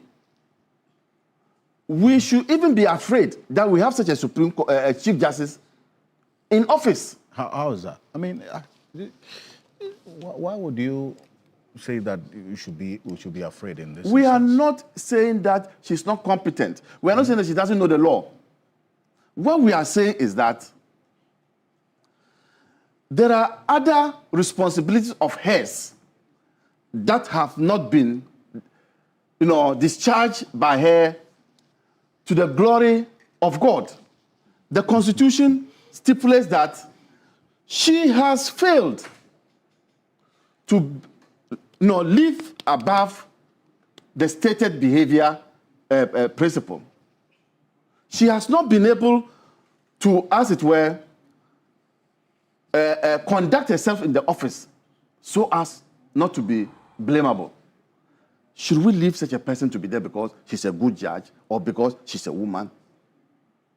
And I've asked the question, would anybody in this country say that what she did by giving monies to her husband and her daughter is good behavior, and that if you have your child in school today, you will say, look up to Tokonu, and when you grow, you also give money to your husband and your children who are not entitled. Would you say somebody to emulate her work? Would you? So if you will not do that, and a committee has been put in place, and the committee's findings is that she should be removed, how can this metamorphose into an attack on the judiciary? That is what I cannot comprehend. How is that an attack on the judiciary? So you said this doesn't weaken the judiciary in any way? Has Bafubon, who is acting now, said that he can't give judgments? Has Bafubon, who is acting now, said that soldiers came to his house and I've asked him to give a particular ruling? How is that weakening the judiciary? So you hear I'm going to come to you, but you hear the former Chief Justice, now member of Council of State, say she's been reflecting on this Frank Ejechum case, and even though she concurred in that particular ruling, she's been reflecting on the weaknesses in there. And you hear Nasasari also corroborate that in the sense that putting together the sins that could cost the job of a justice of the Superior Court being the same sins that could cause the job of a Chief Justice may be not a fair approach to applying penal consequences, that there should be some decoupling of the penal consequence that would lead to the removal of a judge or a justice of the Superior Court, and then a different set of penal consequences for the Chief Justice if he or she misconducts him or herself. My senior here is talking about judicial reforms. That does not apply here now and now. Judicial reforms, we can talk about it another day. But now, say the law is the law. There's this one. So, and as for the former Chief Justice, that is an afterthought. Judges will tell you, lawyers will tell you, it's an afterthought. Okay. I don't think that she wasn't reasoning when she took part in the Jechum case. She was reasoning all right. These statements now are just, for me, solidarity for woman, a fellow woman, and those things. But I don't think that she actually believes in what she's saying.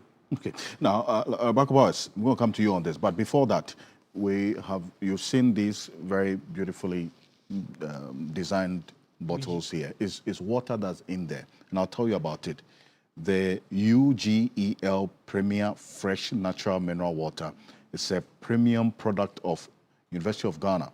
This is the University of Ghana. What you are drinking now, gentlemen, is from the University of Ghana. Okay. The commercial subsidiary of the university. All They right. produce this UGEL Premier Fresh Natural Mineral Water. That's what you see on the screen. The water is sourced from natural springs in the Ikuma Enclave, where they strive to maintain its most natural form. Through reverse osmosis purification technology, we preserve essential natural minerals while ensuring the water remains perfectly safe, healthy for drinking.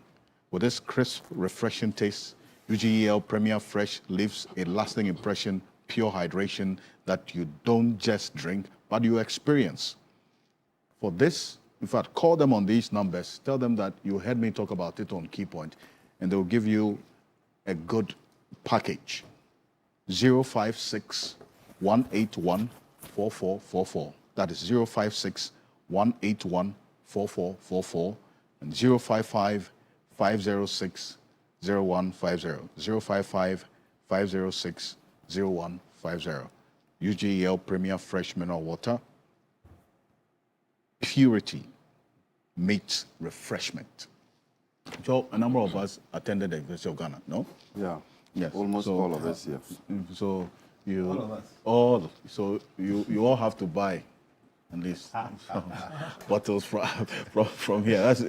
It's just a way of contributing to this. But the Barco boys, you hear the point we are now is one, the fact that we all across the table admit that yes, a wrong was done. Some misconduct took place. The point of departure is the penal consequence that has been applied. But then again, as the law states here, and what the law is the law, could there have been any other outcome apart from this?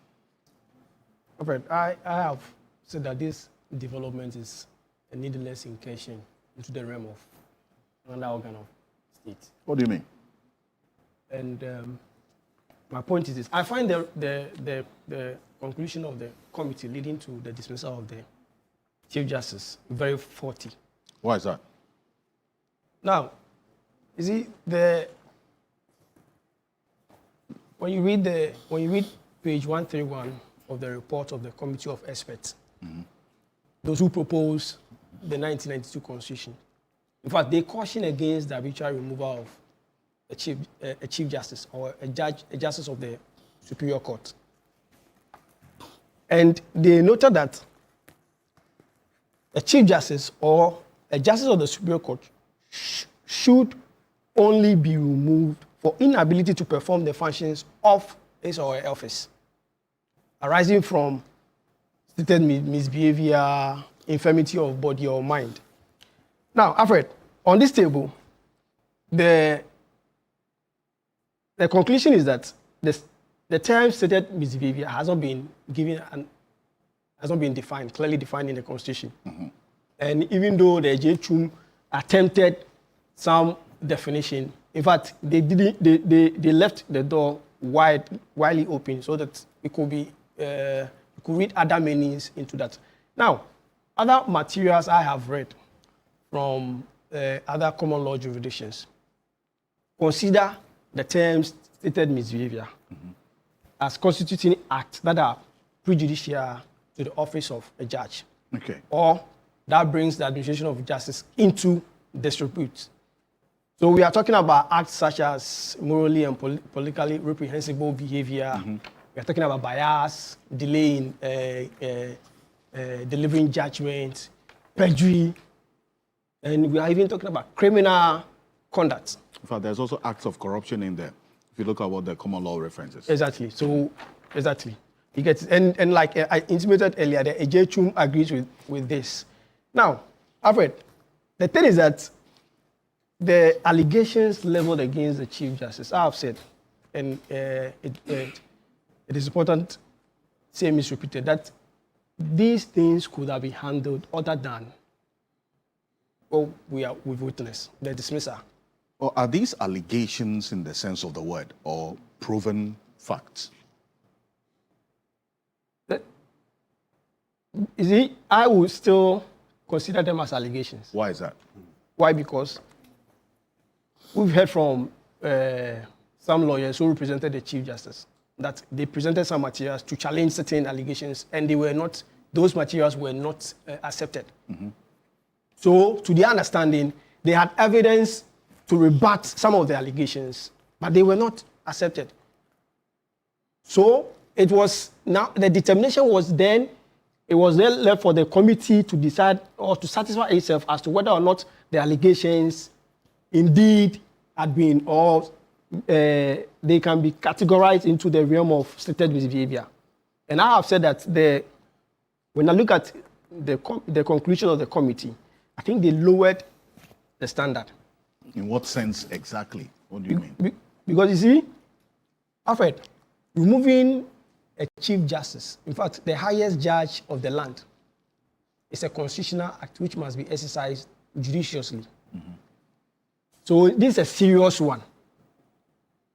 And allowing a committee to satisfy itself as to whether or not certain allegations indeed can be categorized as stated misbehavior, it's a serious thing that I think we have brought onto ourselves. It was an audit report establishing a number of things, including one, the payment of per diems to her daughter and husband, which contravenes the stated policy. So that's gone beyond the threshold of an allegation, isn't it? But a policy, does a breach of policy amount to a criminal offense? Does a breach of policy amount to a criminal offense? But it's still a breach administratively. No, I'm asking, does it amount to a criminal offense? But where is the argument about criminal offense? But does the Constitution say you must be engaged in criminal act before? Yes. No, you see, the thing is that a deputy prime minister resigned over failure. That's a different argument. Let's not. Referring to crime. You are talking about crime. It's Article 146. But a while ago, you were talking about the Auditor General's report. Yes. And about some financial. Yes, that's where these things were found. The tickets. No, not only this, but we know there are a lot of financial irregularities, even in the ministries and other aspects of this. Let's not. Alfred, what I'm saying is that looking at the issues at stake, I don't think it should have led to the dismissal of the Chief Justice. 300. Because what penal consequence, in your view, should have been applied in this instance to the person occupying the high office of the head of judiciary, and then also the demands of that said office in also punishing such acts committed by mere mortals or ordinary men? Alfred, one is it when you fought the Chief Justice for having exercised a discretionary power, and you believe that was not exercised judiciously or it breached a certain policy, I don't think the remedy lies in dismissing the Chief Justice. And again, if you have made a determination that some monies had been wrongly misapplied, or maybe some people said let me limit it to misapplication of public funds. If you have made a determination that some public funds had been misapplied, I think we could have charged or asked the Chief Justice to refund those monies without having to saddle ourselves with this. It's a sad day for the Republic. That is where I have a problem. Asking the CJ to refund is an admission of wrongdoing. Yes. So if the Chief Justice says that, look, it's admission of guilt. And for someone who has subscribed to the oath to defend the Constitution faithfully, and then you find yourself in this sort of wrongdoing, it will be wrong for the Republic of Ghana to say that in the case of the Chief Justice, the person be made to refund. In the case of an ordinary person who steals a biro, must be convicted and sentenced to a term of imprisonment. So where are our moral values? That is where I have a problem. I think you've simplified the issue, but that's not the case. And refunding the money doesn't mean, or is not, it doesn't, you cannot raise it to the level of an admission of guilt. Why is that? Alfred, if you accuse me that I have taken this, right, and then I say I haven't, an audit is conducted, it establishes that I have, and I return it, that's not an admission of guilt? Alfred, if per your audit processes or reports, you're able to discover maybe that you discover that some funds have been misapplied, and you ask the person to, or you raise an issue with the person, and the person decides that, okay, based on this, I'm going to refund it. Does it mean that the person deliberately committed that thing? No, but I don't see that argument. So on what basis are you refunding if you don't admit that you did wrong? No, you are refunding because sometimes there may have been infractions, or maybe inadvertently you may have used public funds, which ordinarily you would not have done if you knew that this what you were doing. But can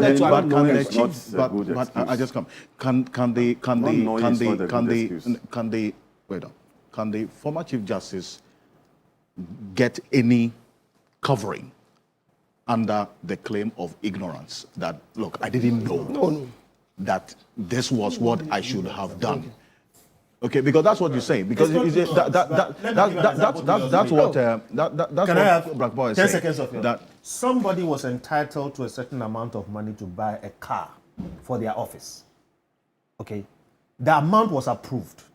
Then the person added her own money to that, the company supplying the car, and bought a 4x4. Because she added her own money, she registered the car in her name. Because the norm is that you have the car, after a while it becomes your own. She assumed, oh, the car will become my own. I want a 4x4, not this one. And then she registered it. And then she was accused of stealing the car. It's true. Yes, please. I hear you. It's true. It is true. Yes, you say so. But in another sense, she never stole the car. There was no mens rea. These are the situations that we are looking at. So look, things happen. There's mens rea. Wait, Mens rea is putting it to your name. I beg. Where will you find mens rea? I beg. She mens rea. I don't have the time. But Braco, it's your time. Yes. Some things happen. It will be anomalous for you to just assume she has stolen a car that she's driving around. This person has made serious mistakes. We can't find mens rea. Serious mistakes. But is it stealing? Please continue. You see, the definition of the stealing in the context as you put it is where you say that there's a point of departure. The person, the policy says that this amount was given to buy a car. Yes. The fact that you added money to buy the car doesn't make it yours. See, if I added more than the government gave me, and I'm not saying it's right, I'm saying, you see, that is why in criminal law, and we are saying we are not dealing with criminal law, but that is why you have to examine these things. Yes. To simplify it and say, because of this, then that. It's not, there's a nuance to this. So we are simply saying, look, a very high standard has been set. Every year we see what goes on in Public Accounts Committee. All right? If we want to maintain the standard, let's maintain it across board. But I'm telling you, there's a nuance. For prosecution. They've been referring people like... How many have been prosecuted? How many did you see? Some have been prosecuted in the past. We sat here and said it's not that simple. They don't follow through too well. But that's the problem we are crying about. But that doesn't mean because from public accounts, it's not every time people are prosecuted, then ipso facto this one too don't do anything. Then to the banana republic. That's why too many nuances we are glossing over. We are not saying don't do anything. Kofi, but please, it's your time. Kofi, you see, the situation whereby the Auditor General can surcharge a civil servant or any person, and order a refund. Is where there's a realization that this is criminal conduct. But you see, if we are going to criminally hold all our civil servants, to say things, then it will be, frightening people with a legitimate concern. Therefore, the Auditor General will say, rather than prosecute the person, we'll convert it into a civil action. So you pay so much, and then you can. It doesn't derogate from the fact, that it is wrongdoing. And can still be prosecuted. Wrongdoing is wrongdoing. Crime is crime. So it is to avoid prosecution. Yes. Then number two, you see, these things have been confronting the court. So the question is, does it constitute fraud? If you recall the case of Derry and Peak, this same misconception led the House of Lords to categorize fraud into either it is innocent or fraudulent. Yes. So it was only in 1962 that in Headley Bind a third negligent misrepresentation was added. So yes, if it is fraud, it doesn't matter whether it is fraudulent or negligent or innocent. It is the penal threshold. So Senior, if it is fraudulent, you have set it is right. so You and see, so. Derry and Peak, Headley Bind. Yes. Negligent. Sure. Fraudulent. Misrepresented. Innocent. Okay, one action can be because somebody intended to commit a crime, or the person did not intend to commit a crime but was negligent.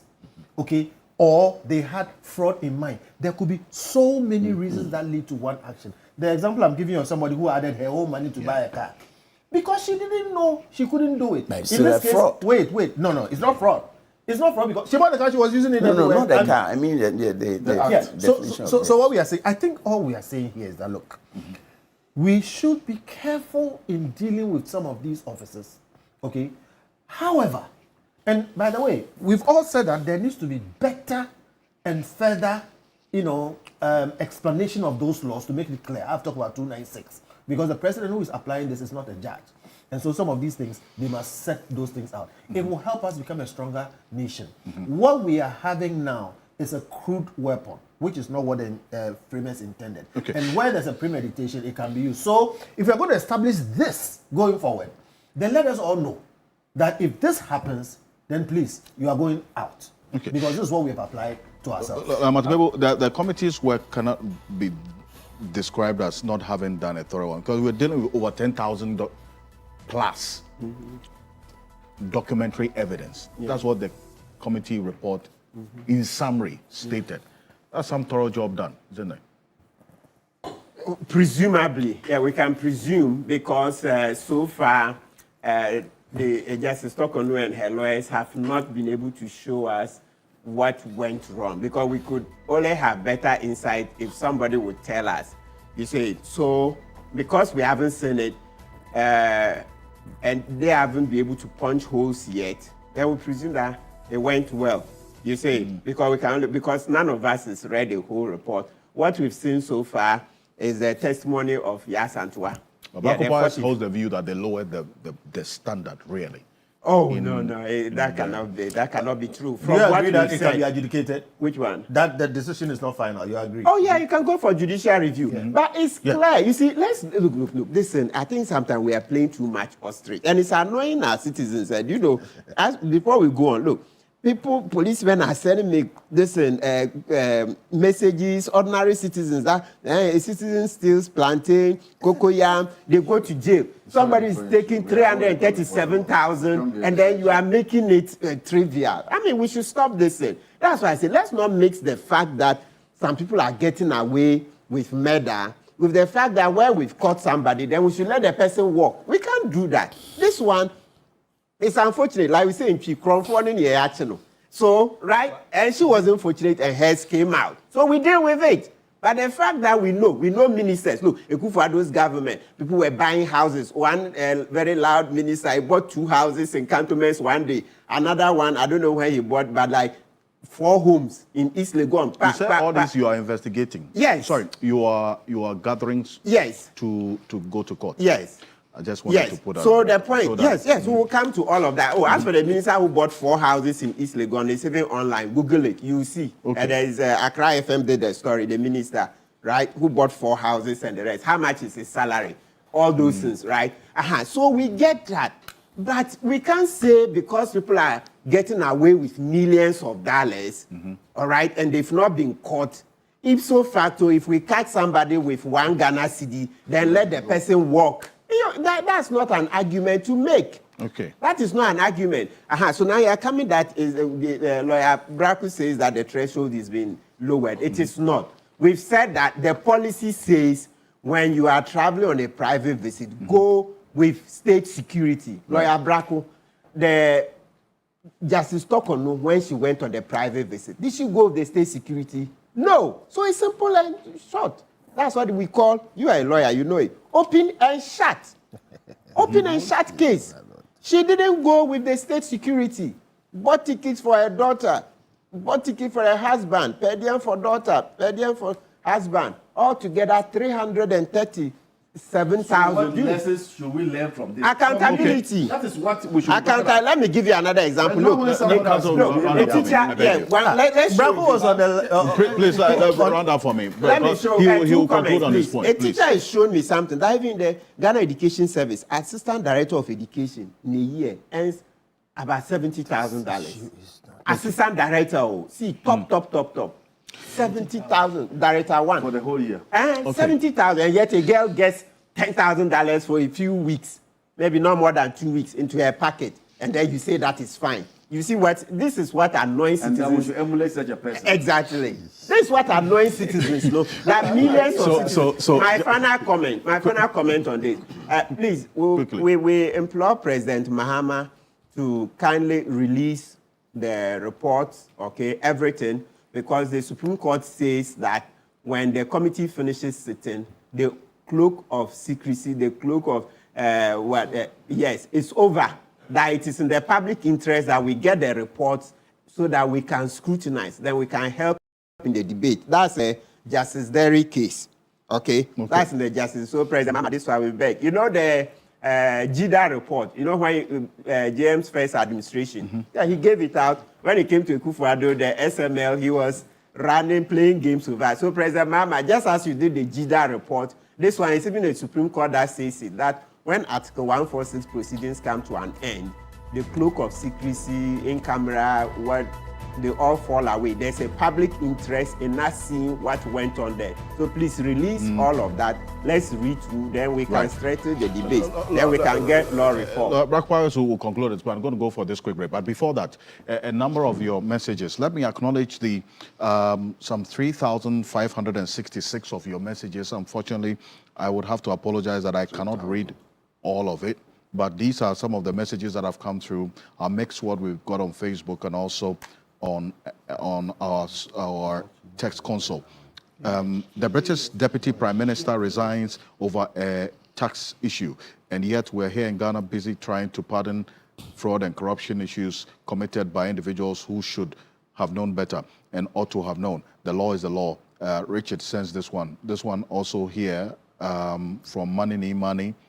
It says, good morning. After Mr. Asare read the law and explained everything, and he stated the law is the law, why must he then say, but the president should have slept over and had a pillow advice? Please, kindly ask him for me.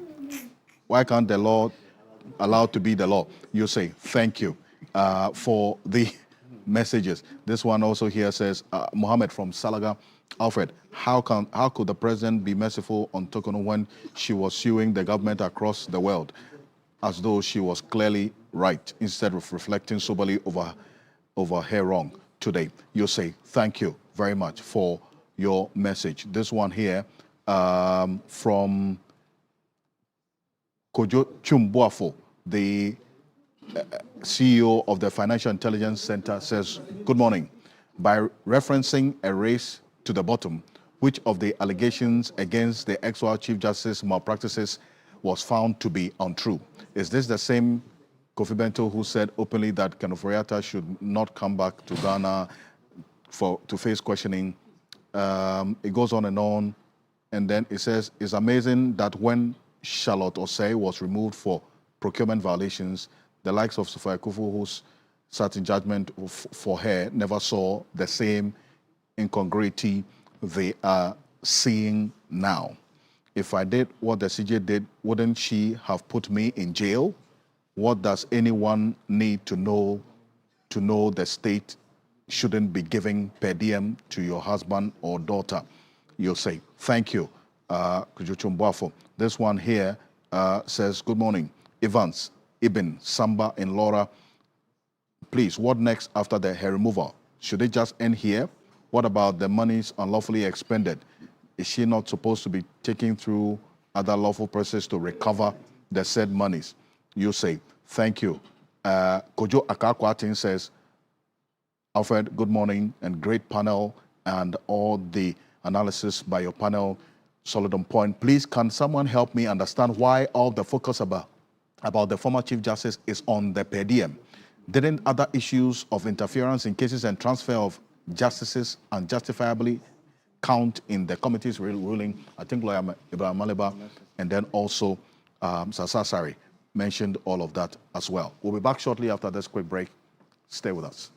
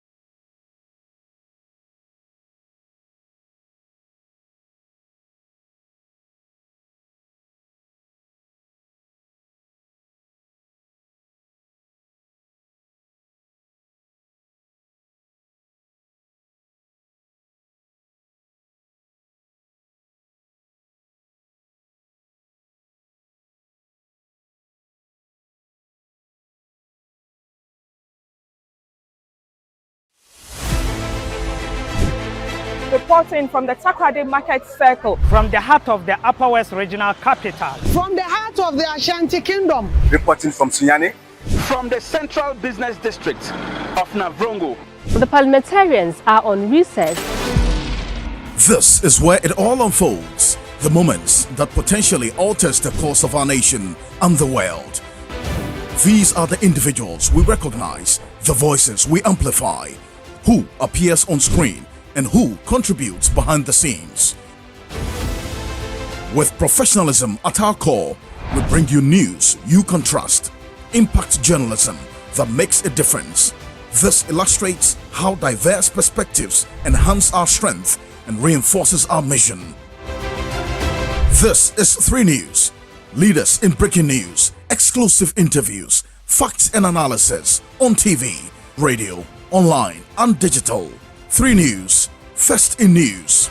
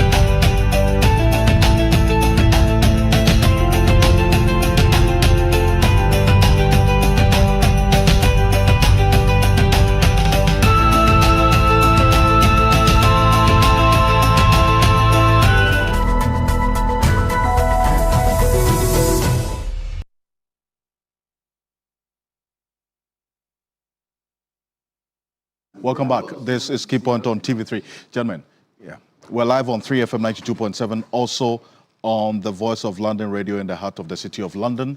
We're also live on the Voice of London television, and I do want to also apologize to you. Professor Apieje Etia was to join us. We had a little connection problem, challenge connecting with him, and so that's why he was unable to join us. But just a brief one, or you conclude on the point for us quickly. So I've heard people say the law is the law.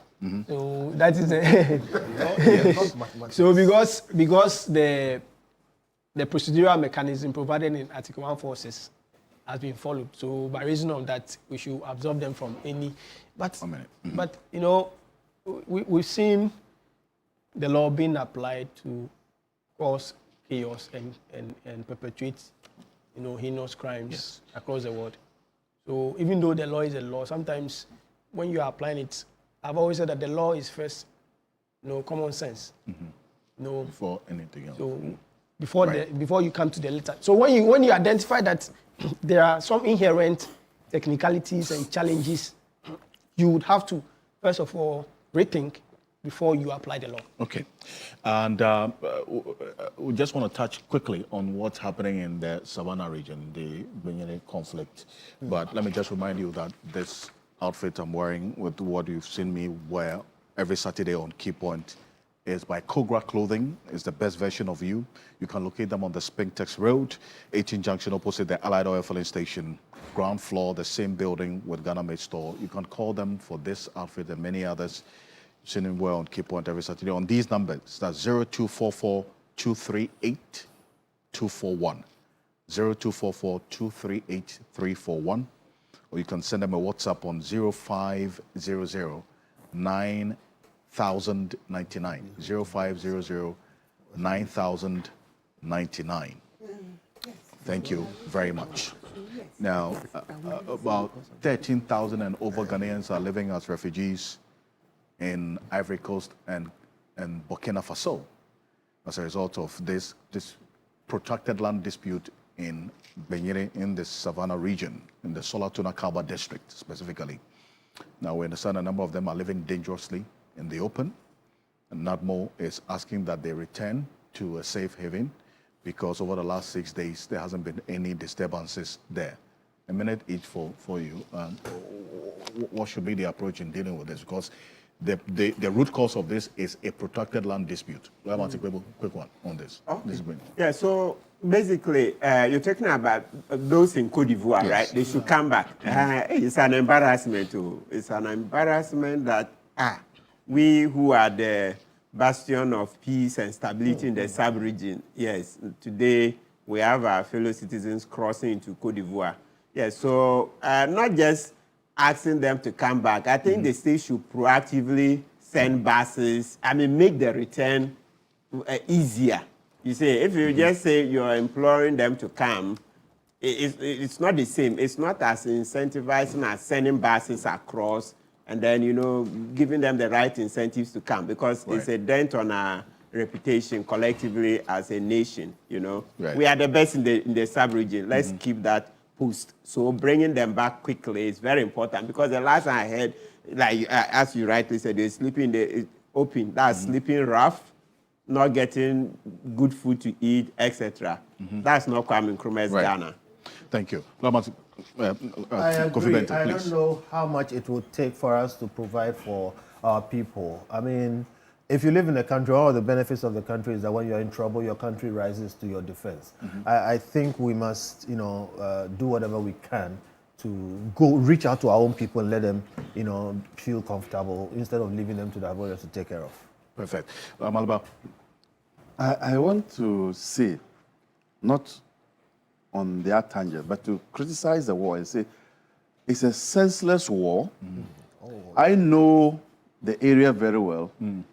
I know Solatuna Kalva. Oh yeah, approaching Upper West. That's where it is. Our collective enemy is poverty and underdevelopment. And I want to talk to my people that they should desist from such acts. I'm happy, one thing, that both sides, the chiefs, the elders, are all preaching peace, and that we can build on that. I think it is the hot-blooded youth who are engaged in this. This is a senseless war, and I am of the view that what we can do is to let opinion leaders from the two sides lead delegations into the community and talk to them. I cannot see how any of the two sides can win this battle. Thank you. No, sorry, please. Yeah, it's a wake-up call to the government to deal with, land issues effectively and firmly.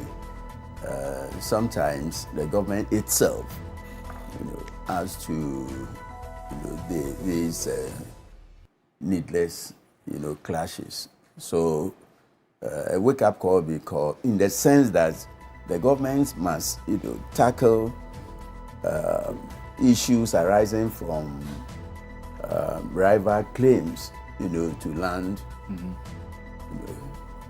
by not adding to the confusion. Sometimes, government sees these, wrongdoings, will not act, and will wait till clashes have occurred, before responding, to find a solution. So it's a wake-up call. Thank you. Quick one. In this matter, I see security lapses. Okay. So I think the Interior Ministry must, get its act together so that we can protect lives, property. Thank you. He's a private legal practitioner as well. Thank you to you, Martin Gbebo. A number of your messages about Martin Gbebo's safari hut. Yes, so some of you are entreating. You are entreating Kofi Bento to follow suit, and I have seen all the messages. Thank you so much, gentlemen. Thank you for joining us, and have a great week.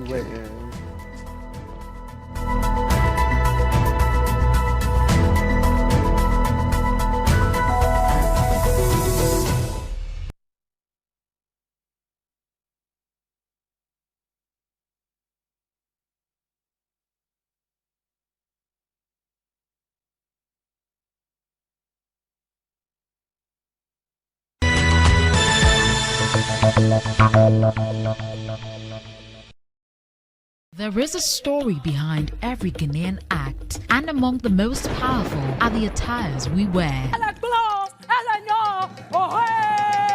Our queens honor that heritage through indigenous